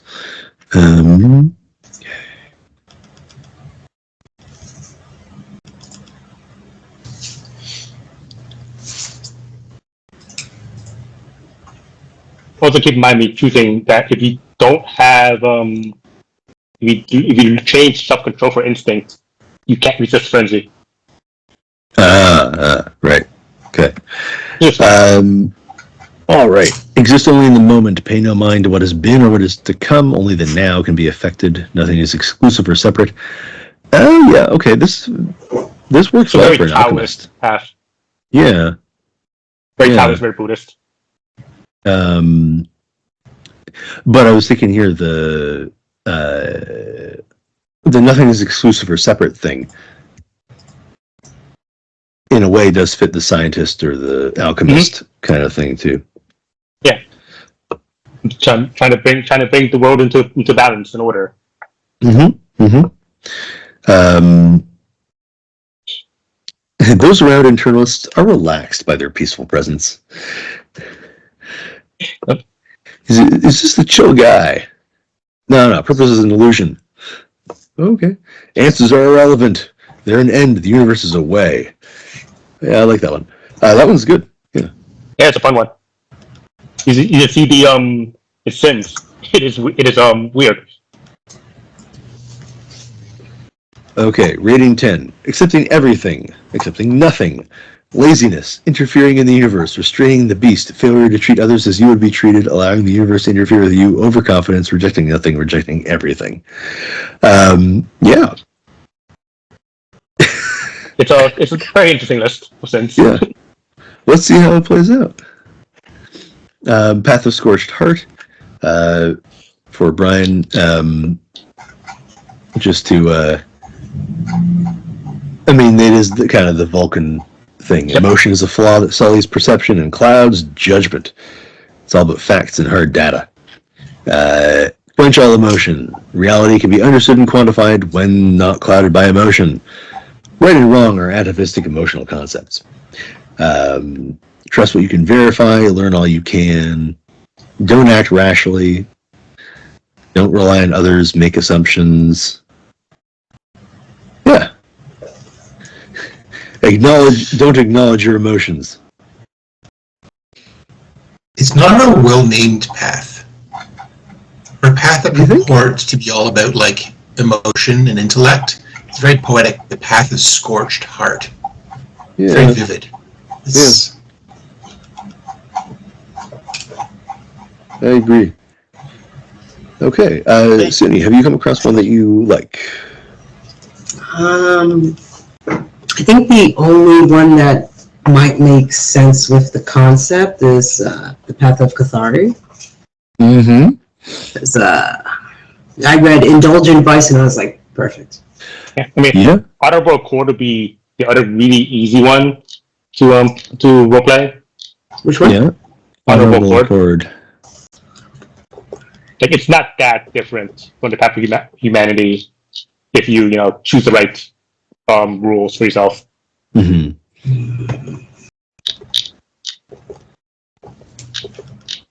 Can I find that one? It's only 2 away from Cathari. Yeah. Very much like knighthood. Mm-hmm. Yeah, it's very much knighthood. Yeah, you choose the moral rules and you follow it. I think it must come out of the Road of Chivalry or something like that. Mm-hmm. It does. In Dark Ages, yeah. You get to keep the same virtues as humanity. If you choose a good moral compass, it's not one of the weird paths, basically. True. What if I want a weird path? And go for it. What about power in the inner voice? Power. I was reading that and I forgot what about it made me go, maybe not. Okay, yeah. It's like the absolute leader that does not tolerate anybody. Oh yeah, I think it's because it kind of frames vampires as being above humans, and I don't think she would think that because she enjoys the music they make. Okay. Yeah. All right. It's definitely a very Simicy path, adventure path. Yeah. For the Sombra as well. Mm-hmm. Those people that played a couple want of to them try to be above. Mm-hmm. Yeah.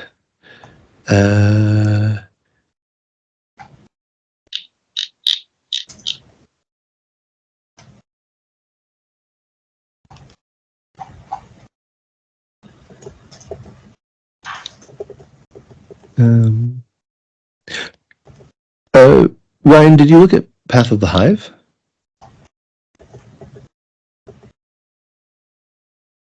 I was a fun one too. Yeah. I mean, I love Path of Night, so I'm not saying don't take it, but Path of the Hive might have something interesting in it too. Yeah, I said I did look at that one. I always figured Path of the Hive being tied to, and that might be an old assumption. I think so is. Yeah. I think I'm reading that, and it still is. Okay. No, the Path of Hive definitely doesn't work because it's the staunching of institutionalized religion, and I'm okay with that. Oh, yeah. I'm very specifically okay with that. Yes. Okay. Got it. Yes. Okay. Cool. All right. Yeah. Cathari works. Do you like Cathari? City? Oh, yeah. Yep. I think that's it. Right. Okay. So from there, you get your virtues. And you get a total of 7 points to put in your virtues. If you have conscience or self-control, you get an initial dot in those, but otherwise you don't.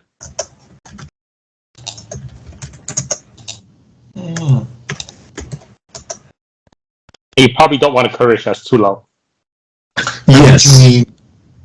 Yes. Sorry, Ray, can you say that again?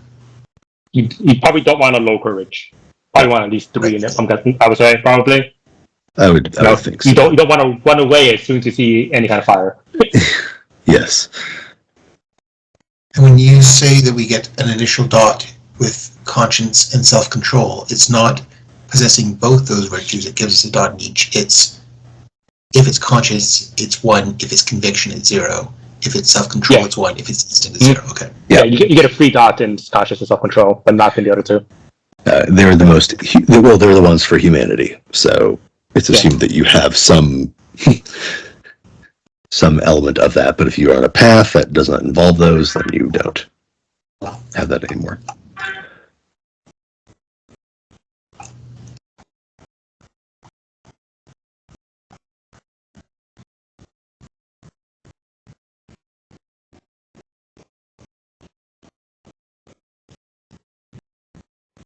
Yeah.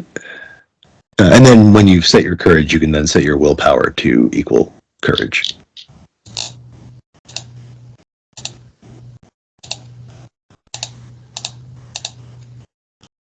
And then let me know you got that done, because then we'll do the final stages.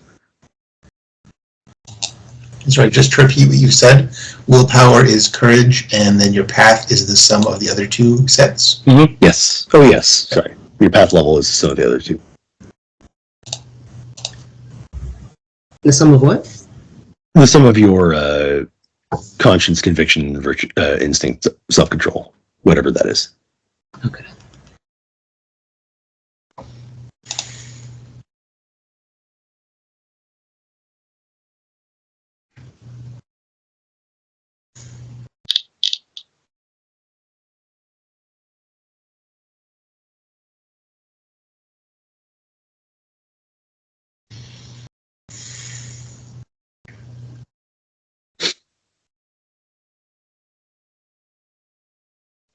And then I guess may as well, whenever you've got that part finished, we can record your last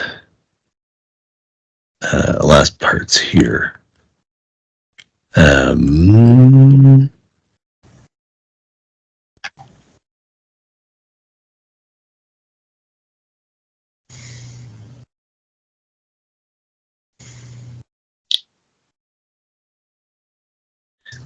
Your generation determine your starting and maximum blood pool and your maximum trait rating, and that is on page 270 of the V20 core. You then also get freebie points. 18 points that you can spend on your character sheet, and the costs are listed at the end of the character creation walkthrough. So on page 82. Are we doing measure flaws as well? No, I think that's too much to dig into.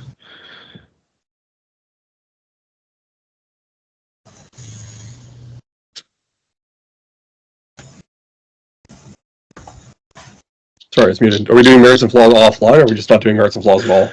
I don't know. Okay, so what do you guys think? Should we do merits and flaws? Merits and flaws, it's just extra points, extra characteristics. I don't know. I guess I would accede to the group and we'd do them offline if we did them. I personally like merits and flaws. I think they can be fun. Okay. Yeah, I like them too. I mean, I don't have any in mind, so it's not a big deal for me. Mm-hmm. But, you know. All right, well, it's two of the group at least. I'm sure no one would say no to them, and you don't have to take them if you don't want. Yeah, that's the option right away. So yeah. Do we want to have any rules on them, like have to equal or anything like that? I think the core rule is you can't have more than 7 flaws. Yeah. And that can have rules about what flaws you're not allowed to take as well. Yeah. Okay. Well, let's go ahead and do it. Play with that as you like. So you can buy merits with freebie points as well if you'd like. If you want to put some aside or just change things later, maybe just record where you're spending your freebie points if you want to look at it. But yeah, we'll handle merits and flaws offline then. Okay. Since it's a deeper dive into the characters than more page flipping. Yeah. And a lot more reading. Or it is offline, off camera. Yeah. I get what you're saying.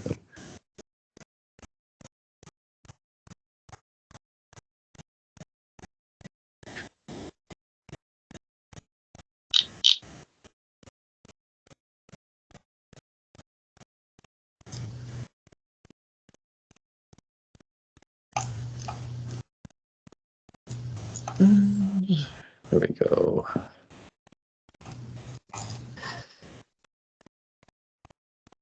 Sorry, I forgot. Sorry, how many freebie points did you say? 18. 18. Not much more than starting, but yeah, it's only 3 3 points. more. But we get a lot more disciplines and stuff like that. So. Oh yeah. Right, where you might want to spend them in the first place. So. And this was expensive. Definitely recommend spending some in willpower. Yeah. Right. Remember how much willpower you guys are burning through in Sorcerer? Yeah. Now, it doesn't always fuel disciplines, but it's nice to have the automatic successes. And also a high willpower if you need to roll for something. Yeah, it's used to resist a lot of manipulation type effects as well. Mm.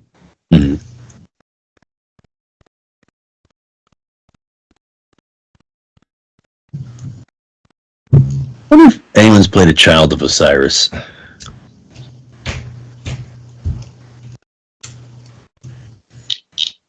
Interesting to see.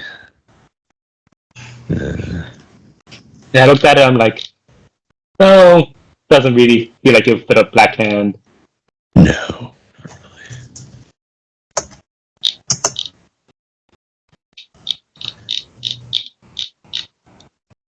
Aren't they? They're more of their own.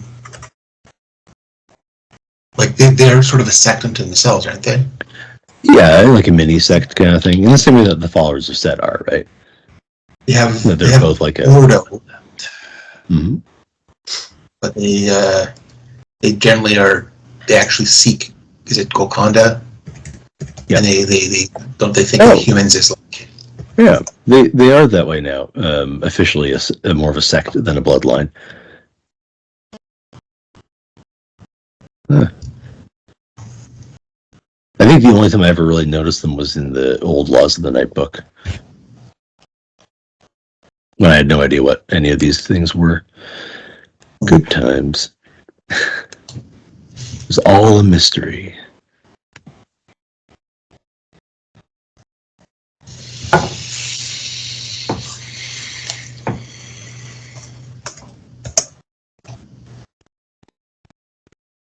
All right.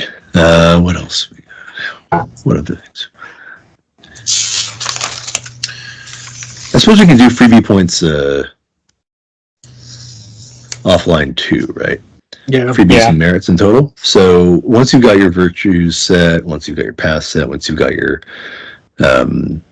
willpower set, so we have a pretty awesome column here. We'll finish the rest of character creation then before the next session. I'm not particularly particular about personal gear and items and things like that, so as long as it's not absolutely ludicrous, feel free to take it. But even then, if it is absolutely ludicrous, why not carry a rocket launcher in the trunk of the car or something like that? So yeah, when we get to the next session, we'll dive into the premise in the first, the opening of the series. Introduce you to all the characters as they have been completed with names and personalities and mannerisms and so on. And we'll kick it off, and we'll have a fifth columnist here too. Wait, is the fifth column okay? I don't think that is okay. We have a fifth columnist. We have a fifth member of the column. Yeah. Rephrasing things. Yeah. Okay. I think that was a smart thing to do. Okay. All right. So we will wrap there for this episode. Hope you've enjoyed seeing learning a bit about the Black Hand, seeing a bit of the background and the character creation and setting up what will be a delightful cast of PCs. And stay tuned for the next episode, which I'll probably post at the same time as this one, because I like to do session 0 and 1 online at the same time. Give you something to go into. So we'll let our cast sign off, and if you also want to plug anything you've got going on that people can find online or wherever, you're more than welcome to. I suggest it be evergreen, as I said before, so that it is something that, well, evergreen enough, but not highly timed to a particular upcoming, this weekend because I will not have it ready. So we'll go in reverse order on my screen here. So I'll start with Ryan. Yeah, I'm pretty happy with everything. I'm excited. Mm-hmm. This is looking good. I've got a evil little dude who's going to be around to have his little life ruined. It'll be awesome. Yeah, that's vampire. Yeah, it's vampire. Anything you want to plug? No, I don't really do anything cool. Okay, fair enough. I'm kind of lame. All right. Well, on to you can add a B to the name, and let's see if he's any more exciting. Brian. No more exciting. Less exciting, in fact. Nothing to plug. Nothing to plug in. Okay. Next, Suni. I just blanked. It's okay. Yeah, this was great. I can't wait to have another deranged character. You can find me on IG. I'll probably do a cosplay of this character. My IG is WhamBandNarrowTan with 3 N's. Not a fourth yet? Not yet. All right, awesome. And last but not least, Ray. Yeah, I'm really, I don't have anything to plug either. I'm really excited for this. It sounds really fun. Yeah. And I think that's it. All right, cool. And I am Simon, and you can find me here on this channel doing game reviews or other actual plays. Currently, Alien, the Lost Worlds campaign from Building Better Worlds, about delving into the colonies that Earth has lost contact with and the various horrible things and creatures that have grown up around there. It's a delightful campaign so far, and Alien is a great system. You can also find me over on Dork Tales sometimes, and over on the Onyx Path Twitch channel occasionally as well. So until next time, everyone be safe out there and watch the skies for the end times. I think there's a red star involved and possibly an orbital nuke. Orbital laser, and we don't talk about that for reasons. So this was session 0 of our Vampire the Masquerade V20 Black Hand game. We'll see you next time when we kick off the action. Goodbye and good night, everybody. Praise the antediluvians. And